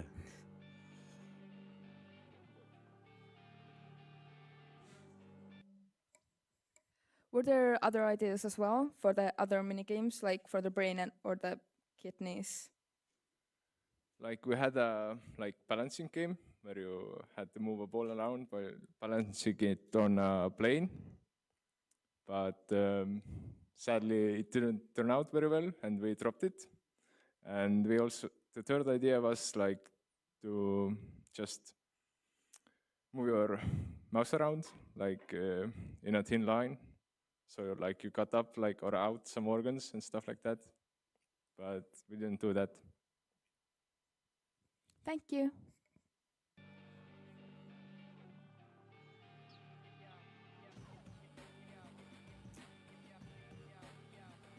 No more questions, I think. So yeah, this is something different, especially when coming from last game. But last game also there was something fishy going on. So I don't know anymore what's going on. But still, you made a great job. Thank you for that. Hopefully we will see you next time also. And big round of applause for them.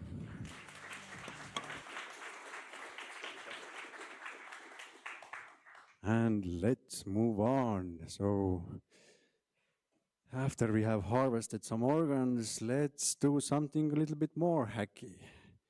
And this is now closed. Oh well. And the next game is Hackerman Return to the Mainframe by Team 3-Bit. Please come to the stage.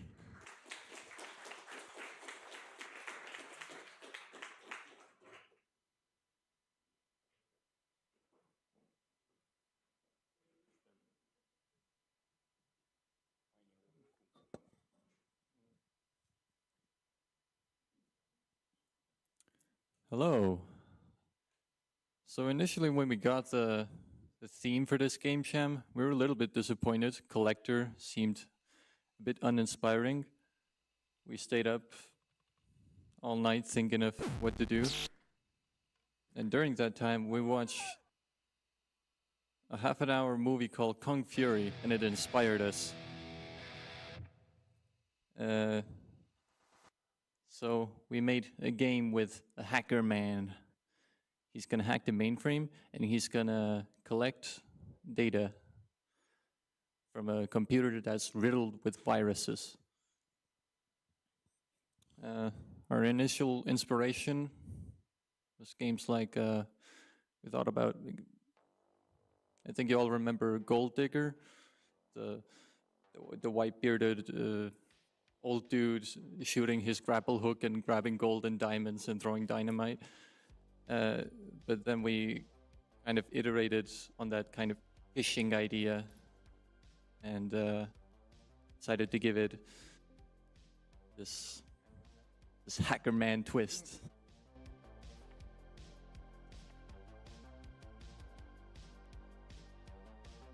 So yeah, basically you're going deep, and as you can see up there, there's the virus that's getting into you, and it's damaging you. So when it gets too hard, you're going to retreat because you need to get that data out. And yeah, that's like the main gameplay loop. But there is something really valuable in this computer. You need to get, I don't know, how many did you get that special reward? A few of them. Yeah, we had some issues with like the web build because everything ran like really smoothly in the editor, and then suddenly in the web build, for some reason, some of the timings and some of the like scalings went wrong. So the spawning was wrong, and you get too slow and stuff. So yeah, it was supposed to be much smoother. Yeah, maybe. Maybe now you'll see that the game actually has a win condition. We spent so much time trying to kind of just make the game pretty and functional that we kind of you know, in hindsight, yeah, I wish I could hack back in time, you know. That kind of made it clear that there is a win condition, and it pays off. It's really epic. Yeah, the first idea was like you have the same way as like the tech support, but the thing was you needed to get the presentation for the really important person, and when you failed, you need to hack back in time and use those other files to upgrade yourself.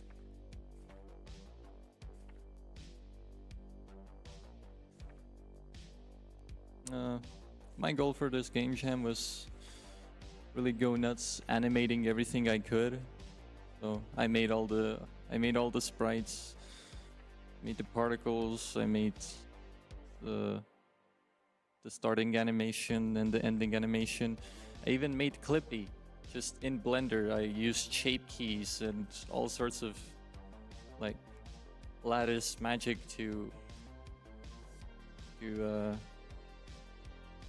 add Skippy into this game because he just seemed like the right kind of dude to help you out.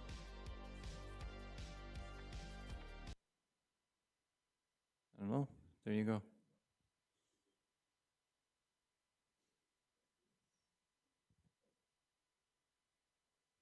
Copyright.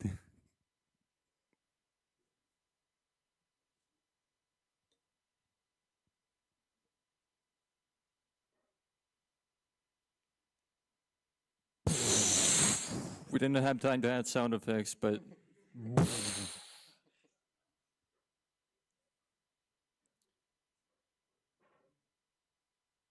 right. Any questions?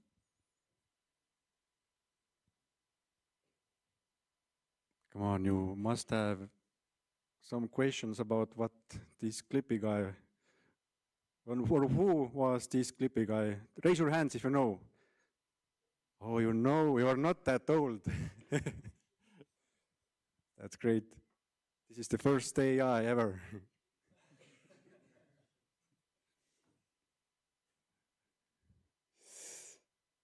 Yes, a question. So hello.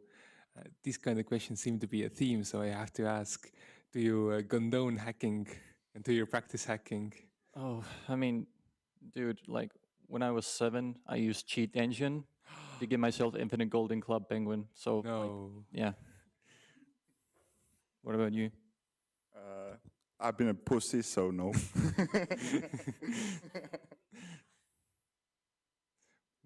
Thank you.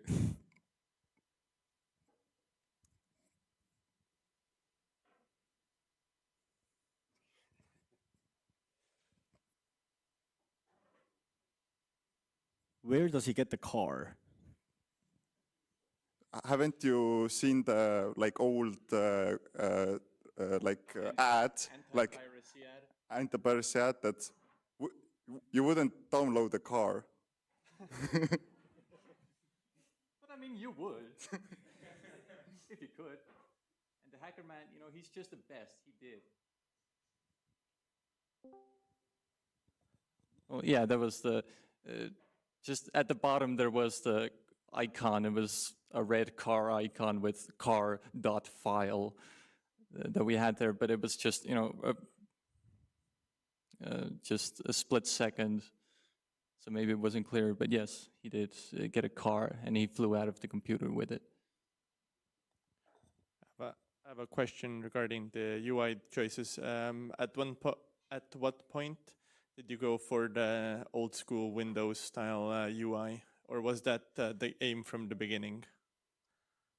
I think that was the aim from the beginning. If we went for this kind of hackery style, it just seemed like the right fit for this, like pixel, trying to make a pixel art game, but also have it this kind of, meta computer thing going on. All right, thank you.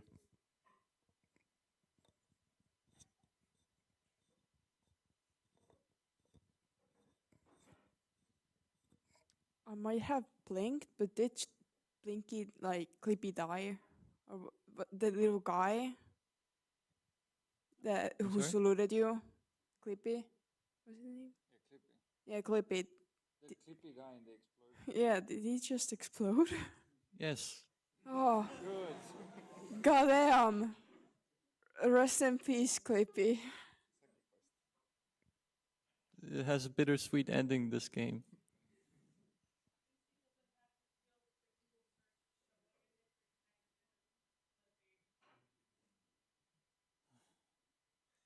Such a pure soul.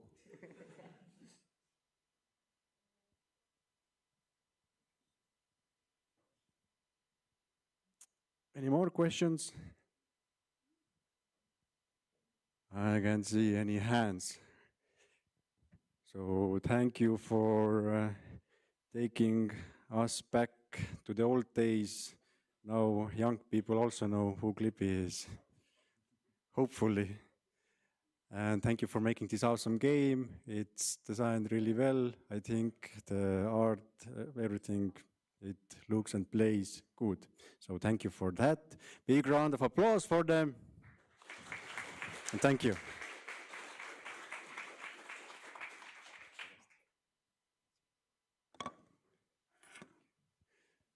Enough with the hacking. Let's continue with other games. Team Mängumoos with the game Border Point. Please to the stage. Applause.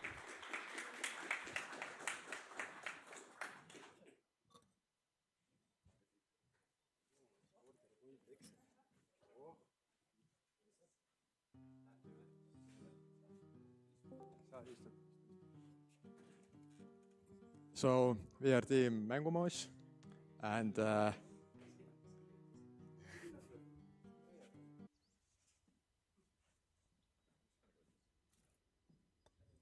so we made a border control game where you need to control passports.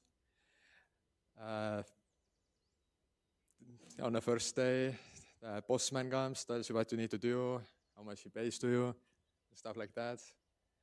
If you look around the room, you can see a lot of cool things.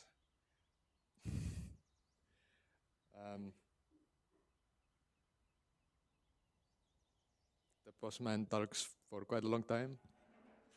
There is also a iron curtain to defend yourself from people.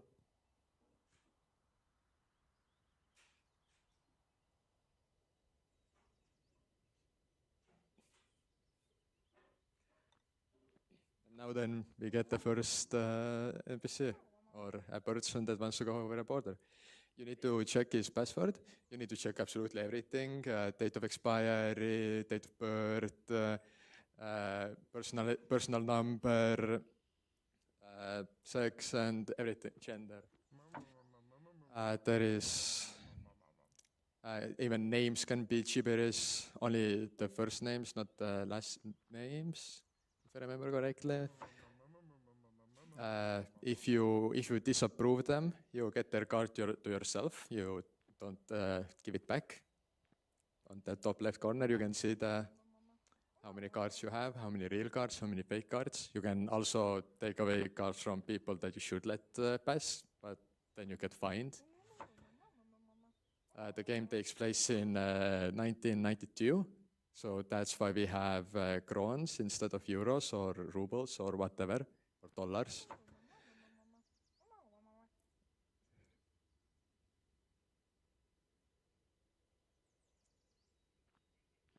There is a chance that a person with a gun comes, then you need to put down the iron curtain to not get shot. At the end of the day, Eesti Mafia guy comes, that you can sell your cards, collected cards, to get more money. I don't think there is anything else to really... About the team, everybody on this side is from Tartu Kunstikool. I'm from Tartu Rakenduslik College. We had 2 3D modelers and 2 artists and 2 programmers, and one of the programmers also made music and sound effects. Yeah, that's about it. Any questions?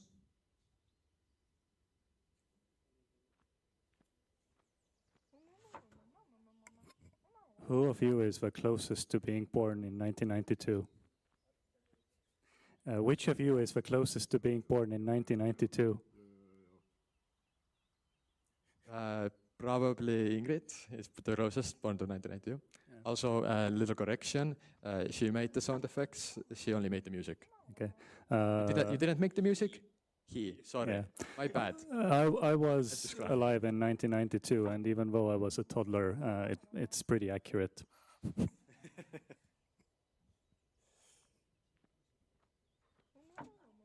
I was wondering how your logic system works for the years, because I'm pretty sure on multiple occasions there were some real cards where someone had their birthday be like 1860 or something, and they had to be like 120 or something like that to still be alive.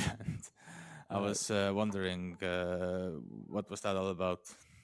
We made that the person can be up to 120 years old. So that's why.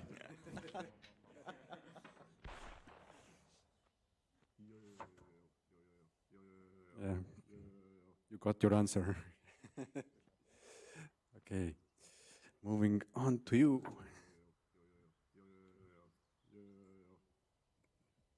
What games were you inspired by? Papers, please. Oh yeah, now I don't, if you notice, the gun game, one guy that tried to kill you. Also, there was playtesting, and the guy noticed that, you get money in crowns, but then the expenses are in euros, and they don't add up. Like, you get 50, and then you get minus 20 euros 3 times, and you still have 20 left. I forgot to update it. I literally just forgot to update it. That's it. Yeah, otherwise, good job. So actually it is that rent is 20 crowns, Utilities is 5 crowns and food is 10 crowns per day. So 35 per day you're gonna lose. Okay. Thank you.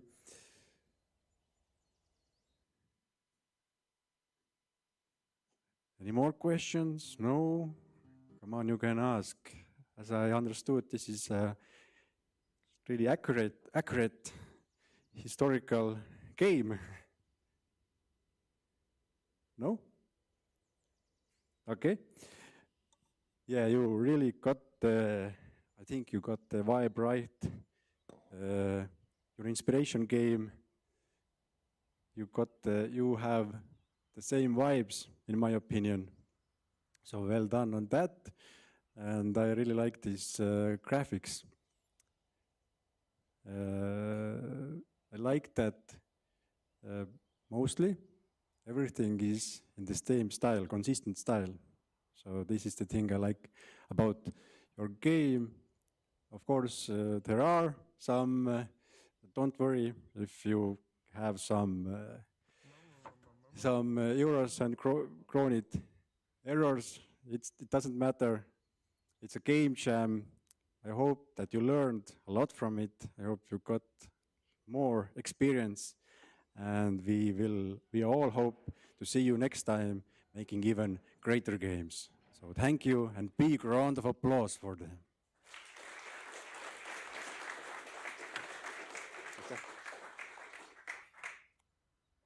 And if I'm not mistaken, then we want to get out of the border control to our last game by team Taganurgas ja Akna ääres, and the game titled Maze Heart. Please, a big round of applause.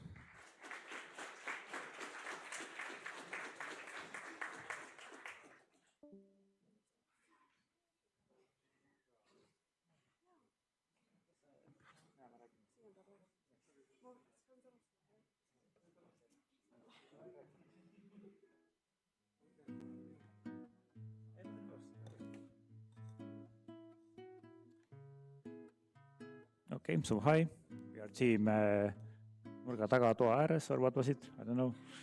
Yeah, our game is Maze Heart. This is basically a dating simulator with a special twist. It has this mini game, which basically, yeah, it's this ball rolling mini game. So the idea is that you can choose your dialogue option by letting the ball fall into the corresponding hole on the maze. So basically, as you can see, the dialogue options have different colors, and there are also yep, happens sometimes. And there are also these corresponding colors, arrows on top of the holes in the maze. So yeah, basically you have to roll your ball into the correct hole. Yeah, as you can see, for example, now. And yeah, the connection with the theme collector, we have very many deep layered connections. First point is that you collect these. What happened?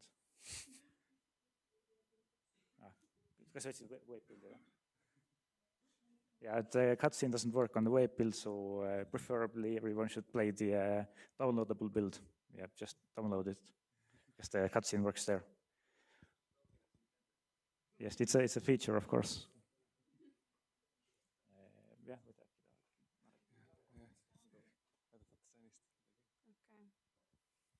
Hello, I worked on the character designs, and I would like to start with the girl one.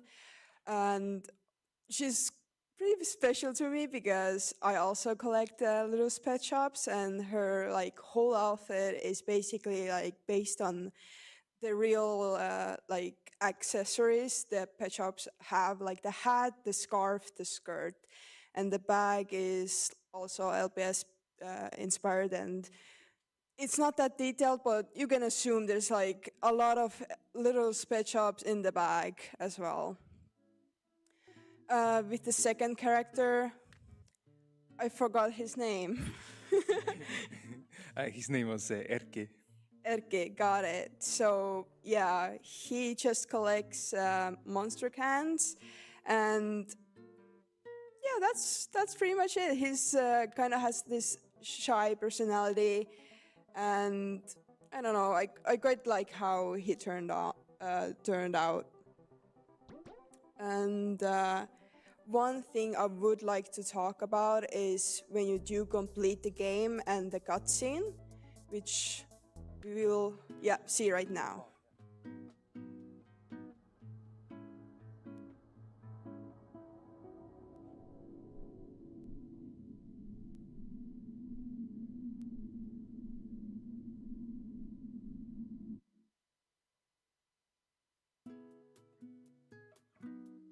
So in a bit of a twist, the character you play as also collects hearts. And the character is also named Grim. He goes out, this is the bad ending. If you get the good ending, you also get the same thing. It's supposed to be the true ending, basically. At first it was supposed to be only when you get only the right answers. So you win their hearts and you would put them in the collection, but we didn't get the time to put a bad ending special scene, so we just put it in, so people will see it either way. Yeah, so the connection with the theme is that on one level, on the mazes, there are also these purple balls, like these orbs, and you can collect them, and as you can see, they increase what the kids today call Rees. So it's the first level connection with collecting, and the second level is, as was mentioned, you collect the people's hearts, and on the third level the people you're talking to, they are also collectors themselves. So we have 3 levels of connection with the theme. Yeah, I think. In the mazes, I would also like to mention the balls has doodles, and our team actually made a couple of those drawings, and some other people who weren't actually in our team, but we just saw what was happening, and we're like, would you like to draw? It's going in the game, don't worry about it. It doesn't have to look good. It just, I like that little feature. But yeah, in the jar scene where the hearts are, every jar has a little detail that hints at what the person collected. Like the girl just collected LPS, so she has a LPS keychain that she also has on her design in the bag. There's the Monster Energy guy, but we can't use monster, so we named it in the universe Monster Energy. And there was supposed to be a third guy. What were they collecting? Synthesizers, and the third jar on the middle shelf is supposed to be a hint for that too.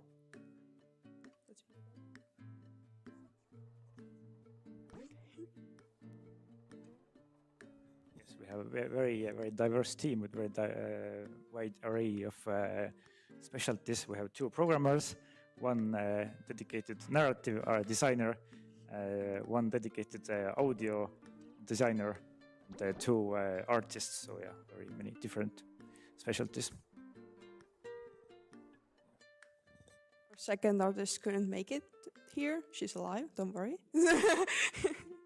But yeah, she had to go. But she's the artist from for the backgrounds, and she did an amazing job with it. But yeah, I think that's it. If you don't want to talk about music stuff or. I can say a few words. So, as usual, all the sounds and music have been made in this building. No external assets used. And I would have liked to have gotten more stuff done, more effects, more music, but it is what it is. And and this track that's playing right now, it was supposed to be for the synth guy, but we canceled him. So the monster guy got the soundtrack.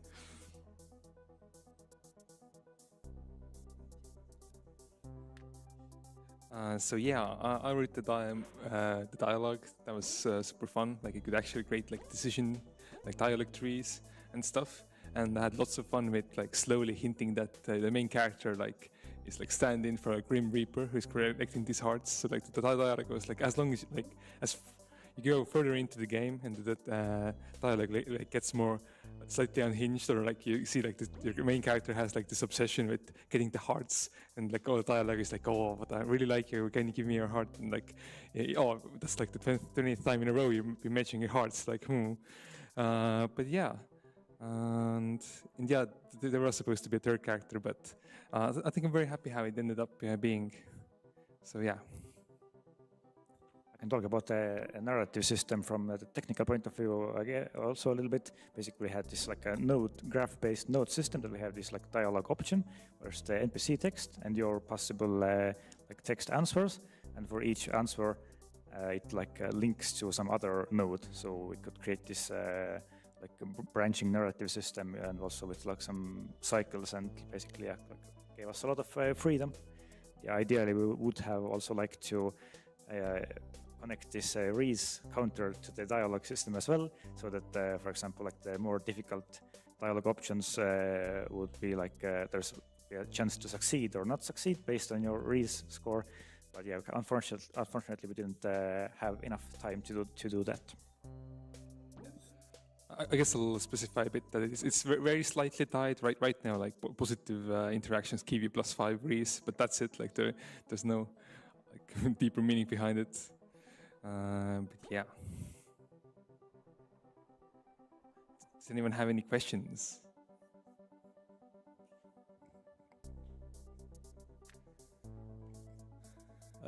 Someone who's made a dating sim for a game jam before, I was really wondering, how long did the writing take and how many lines did you have?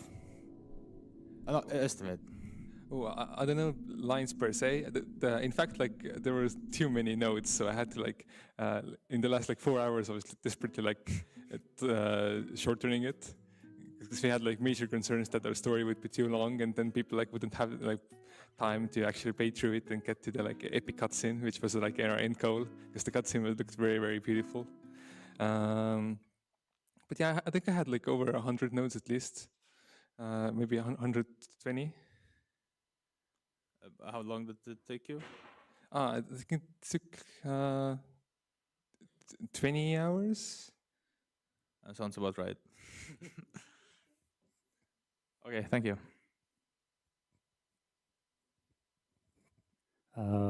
For legal reasons, what is your stance on stealing hearts? Do you think it's possible to ethically source human hearts?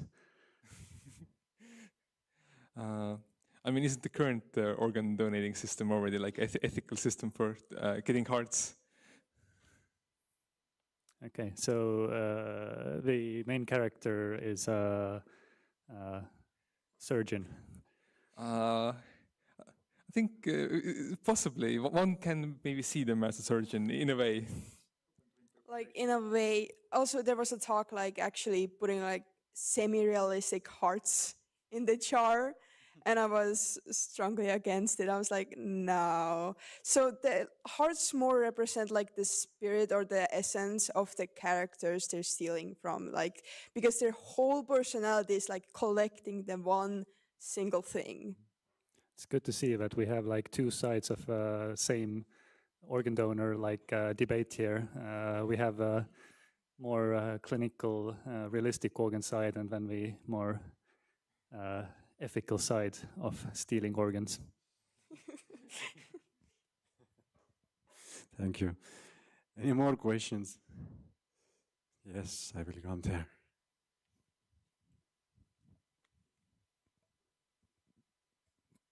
I kind of forgot what I wanted to ask, but whatever. Do they die? Maybe. It's like you can decide. Basically, they are like in a jar, so who knows? Just do they die like completely, or just inside their personality is gone? We didn't really get that far into the lore. I mean, it definitely wasn't that. We didn't get that far. It was that it's ambiguous on purpose, like this creative ambiguity, 100% a feature. Left open to interpretation. Exactamente. So the character that we're playing has like he is collecting collectors. Yes. I Yeah, he's a collector collecting collectors. So like, yeah, he likes like the essence of them, like their like heart or like soul. So yeah. Cool. Yeah, cool art style. Thank you. Good job, Andre.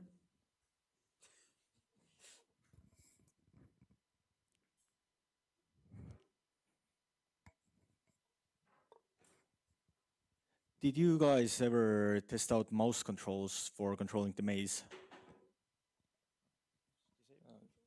What's the question? Disable mouse controls? Consider mouse controls. Mouse controls. Yeah, not maybe in the very beginning, but like we got this system working like very quickly, so we didn't really like have reason to change, don't change what ain't broken. So we just got it working very fast, and we had other priorities to implement. So yeah. But do you have idea or do you have a plan to make this for mobile and using the gyro controls? Yeah, that would actually be a pretty fitting idea for this game. Why not, actually? Yeah. Okay. I think you made a great game.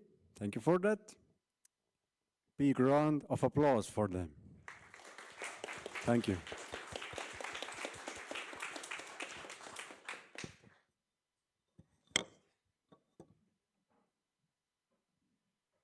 And if I am not mistaken, that was our last team. Let me check my notes.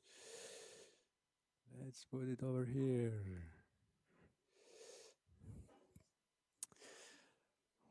Yes, it was our last game. So thank you, jammers. Please all raise up. Stand up, sorry. Stand up. Everyone just stand up. There are so many of you, look. Now do a pose where you are really happy.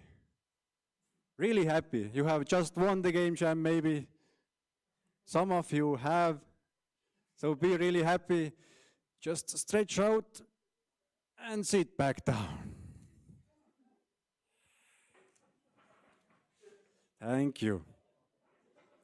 It has been a fun ride with you. I see that, as I said before, you working on Friday, Saturday, and Sunday, even all the weekend, really shows your dedication to game development. Thank you all presenters who were with us on Friday. Raimond is here. Applause for him. Thank you, Agnes. Thank you, Ella, Maria. They were awesome. Their presentation were awesome. Thank you all tutors. Please come to the stage, tutors. Marek, Richard, Veronika, Ats, Timo, Karl-Erik, Axel, Martin. Okay, Ats can't come, sorry. Ats can't come because he will take a photo of you. So these are the tutors who helped you, who tried to help you with their best knowledge. So thank you. Thank you for being here. And Timo is away. Timo wasn't here. He's defending the country. Thank you all supporters. Those who gave us free food, those who gave us games, actually to you. These games will go, or you will get some awesome tickets to Mängutöö, or you can go actually to visit an awesome event, awesome I don't have any words for it like right now in English, but Route to Gymme, who has awesome things coming up, hopefully. Thank you, Ale Kokk, for these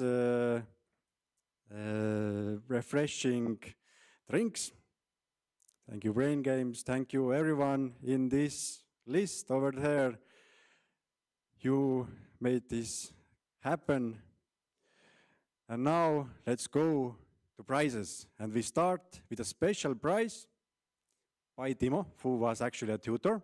And he's making a game, an elephant game called Eleball. And he said to me that he picked his favorite team and wanted me to give this team some keys, game keys for Eleball. So let me find the keys. Now I'm hidden, you can't see me.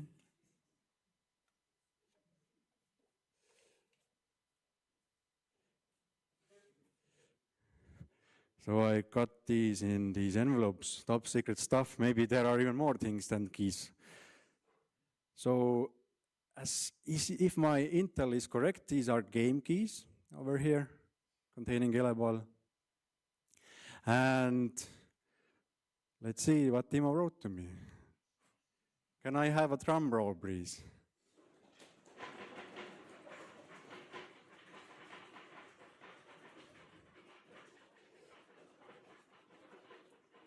Louder, please.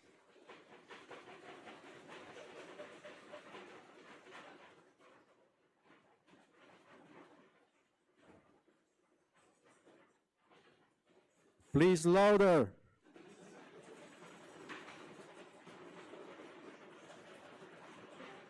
I can't hear you.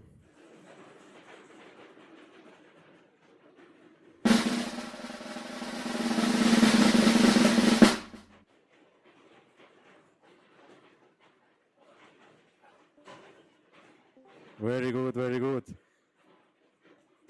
And the team is Lihtsalt Tiit. Please come to the stage.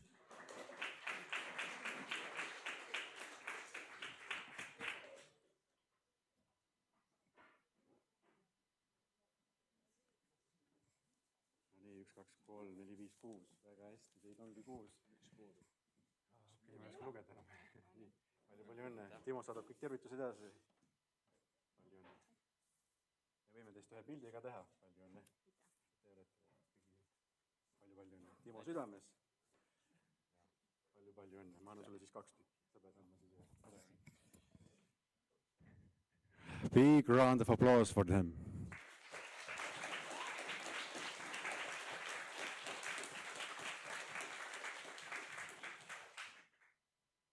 Thank you, Timo.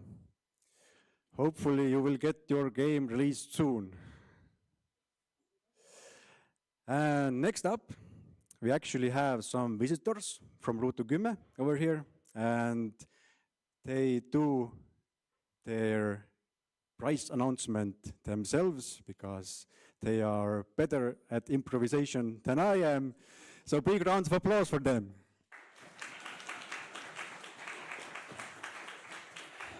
Hello. First, what's the deal? Most of the games did not present?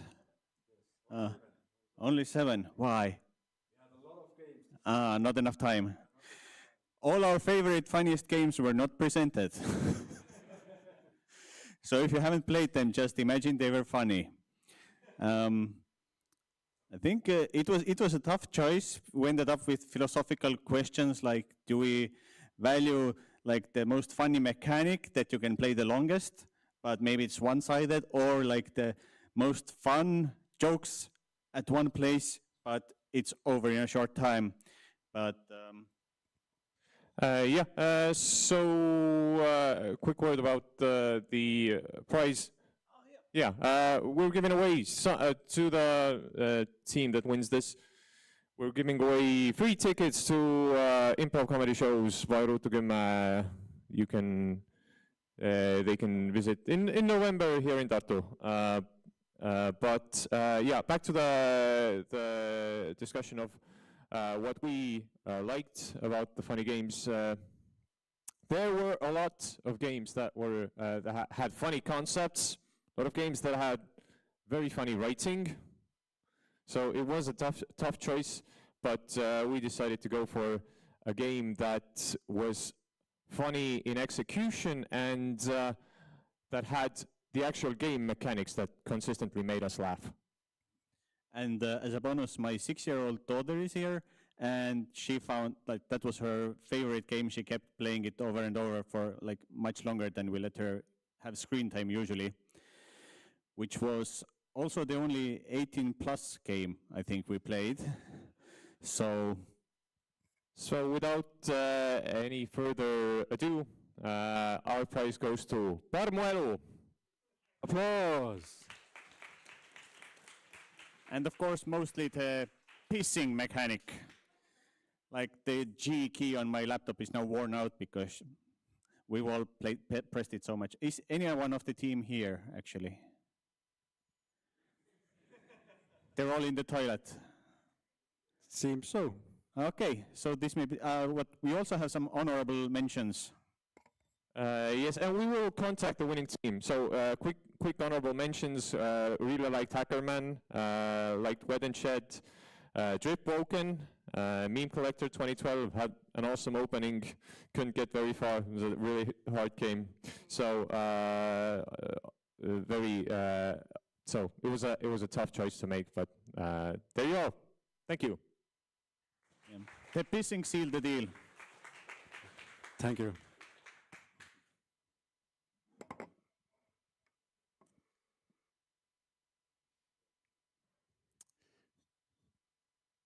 Don't stop learning.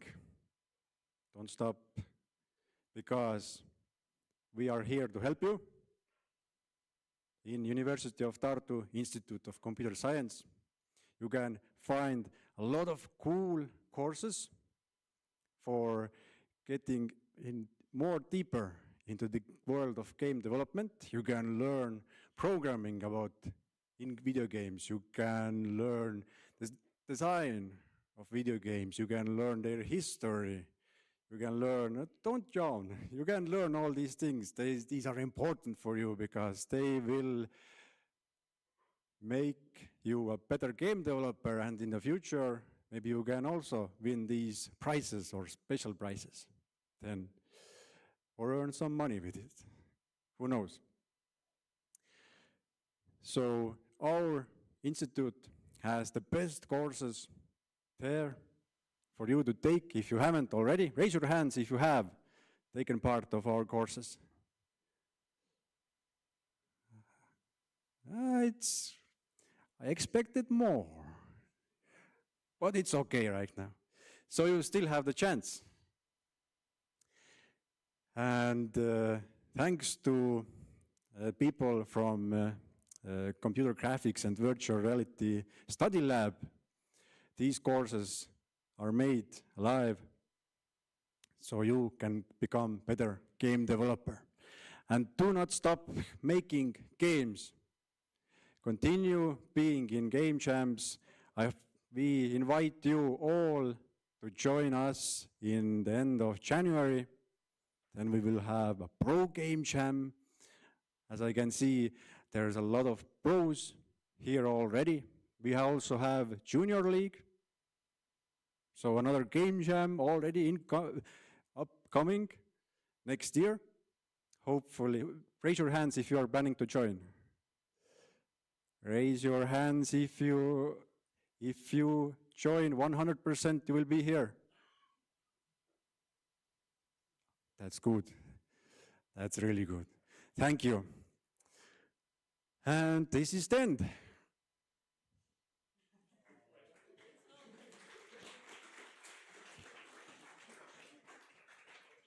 Or should we announce some winners right now? Or it's okay. Okay, later then maybe in January. Yeah, could be more bigger prize pool ever then. Or how about right now? Raise your hands if you vote no.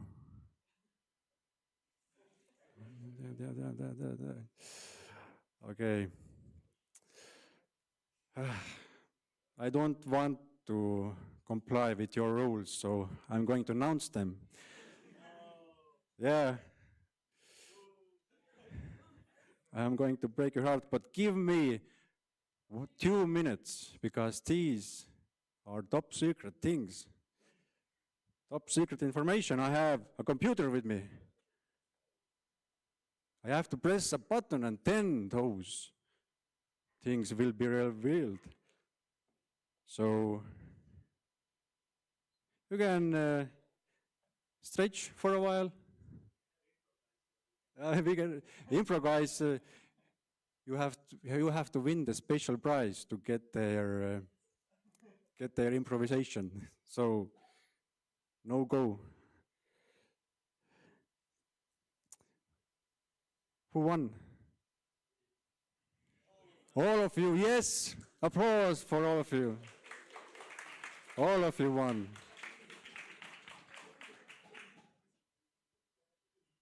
But if you can name any games, like scream really, really, really loud, a game that won. 1, 2, 3, and go.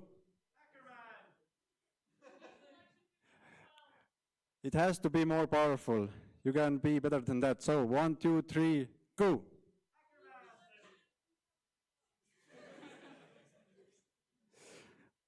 Okay.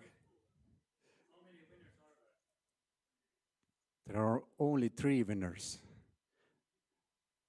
Yes, 3 winners who get prizes. But there are, as you said yourself, all of you are winners because you have made your games. So, but okay, I can quickly recap the prize pool. So actually the first place gets over 700 euros worth of prizes. They will get some gift cards from Brain Games, some AHA tickets, some Mängutöö tickets. They get Steam games like Ali Abbey, Into the Radius, 1, 2, Unloop, Buckshot Roulette, Split, Speed of Llama, Soul Tolerance, Clunky Hero. The other teams get these games also. And also get some AHA tickets, Mängutöö tickets. But the second place has nearly 500 euros worth of items. And third place has over 100 euros worthy of prizes. Did this answer your question? Hopefully it did. But who wants to get these results now? I can't hear drum rolls.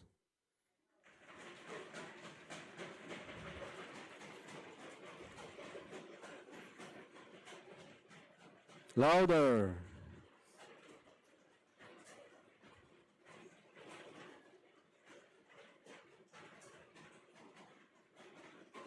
Louder.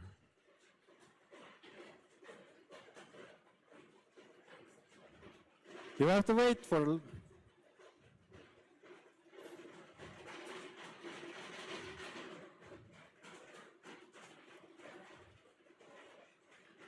Okay. Continue.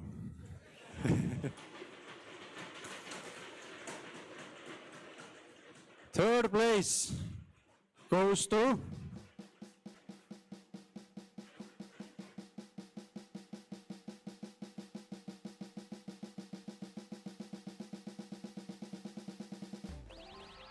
Vacuumy by Team Point Brink. Please come to the stage.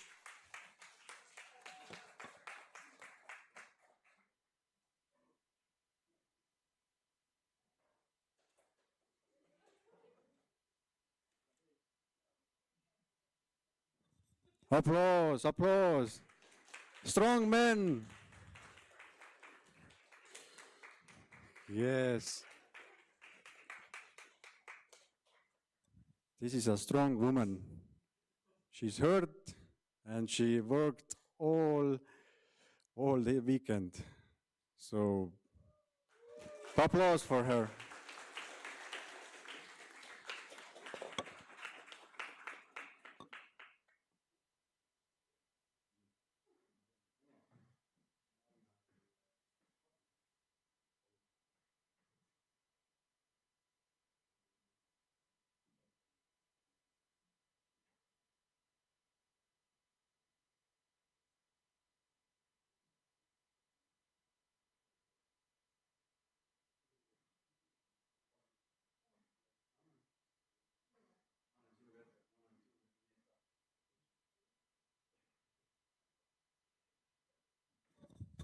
Big round of applause.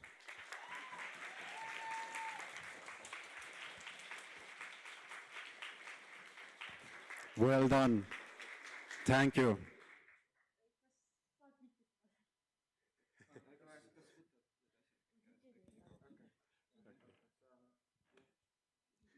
võite siia korraks maha istuda. Istuge korraks siia maha lihtsalt. Me saate pärast minna ülesse, jah. Okay. So, the second place.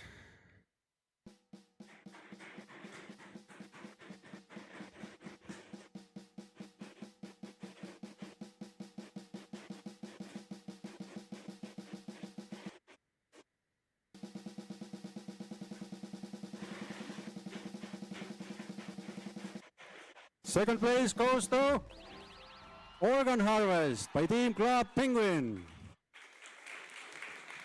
Please come to the stage.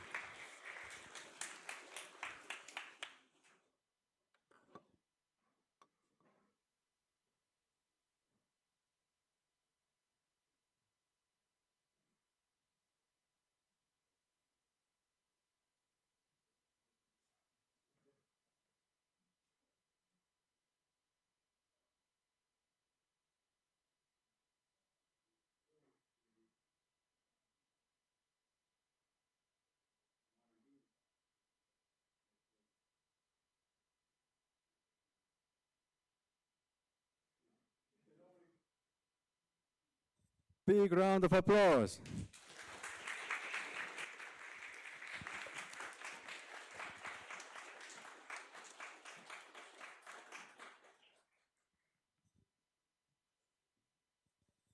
Can we go to home now?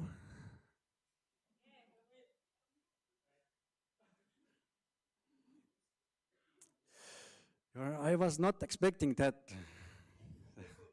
But okay, I can improvise a little bit also. So, do you want to hear the first place? No, okay. Okay, then we can go home. Then go ahead. Why are you still sitting there then? Okay, I'm not gonna hear you, listen to you. Yes, I'm a bad boy. I am going to break some rules and I'm going to announce the winner of University of Tartu Game Jam 2025. And the first place goes to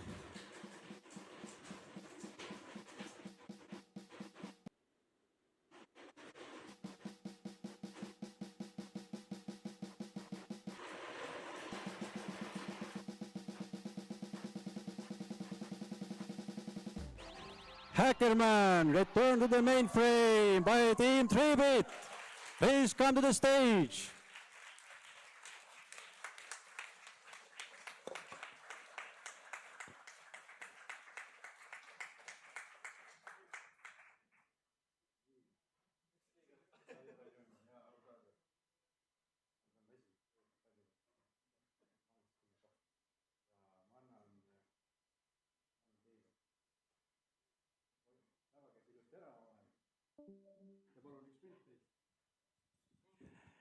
And big round of applause for them.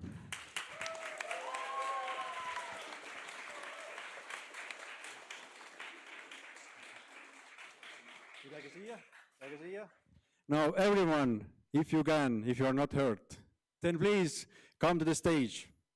We will have a group photo. Okay. So, but do move together. Okay, from that side. My mistake. So move.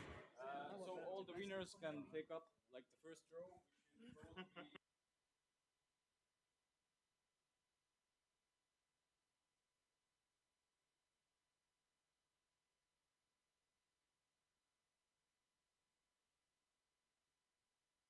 Oh, ei. Küll ma ei jõua. Ei, maksasid kahe kaasas. Skibidi.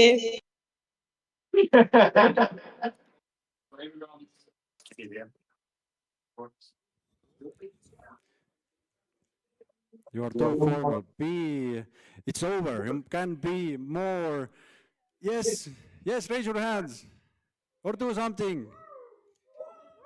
Yeah, no goes. That's awesome. You did a great job. Thank you.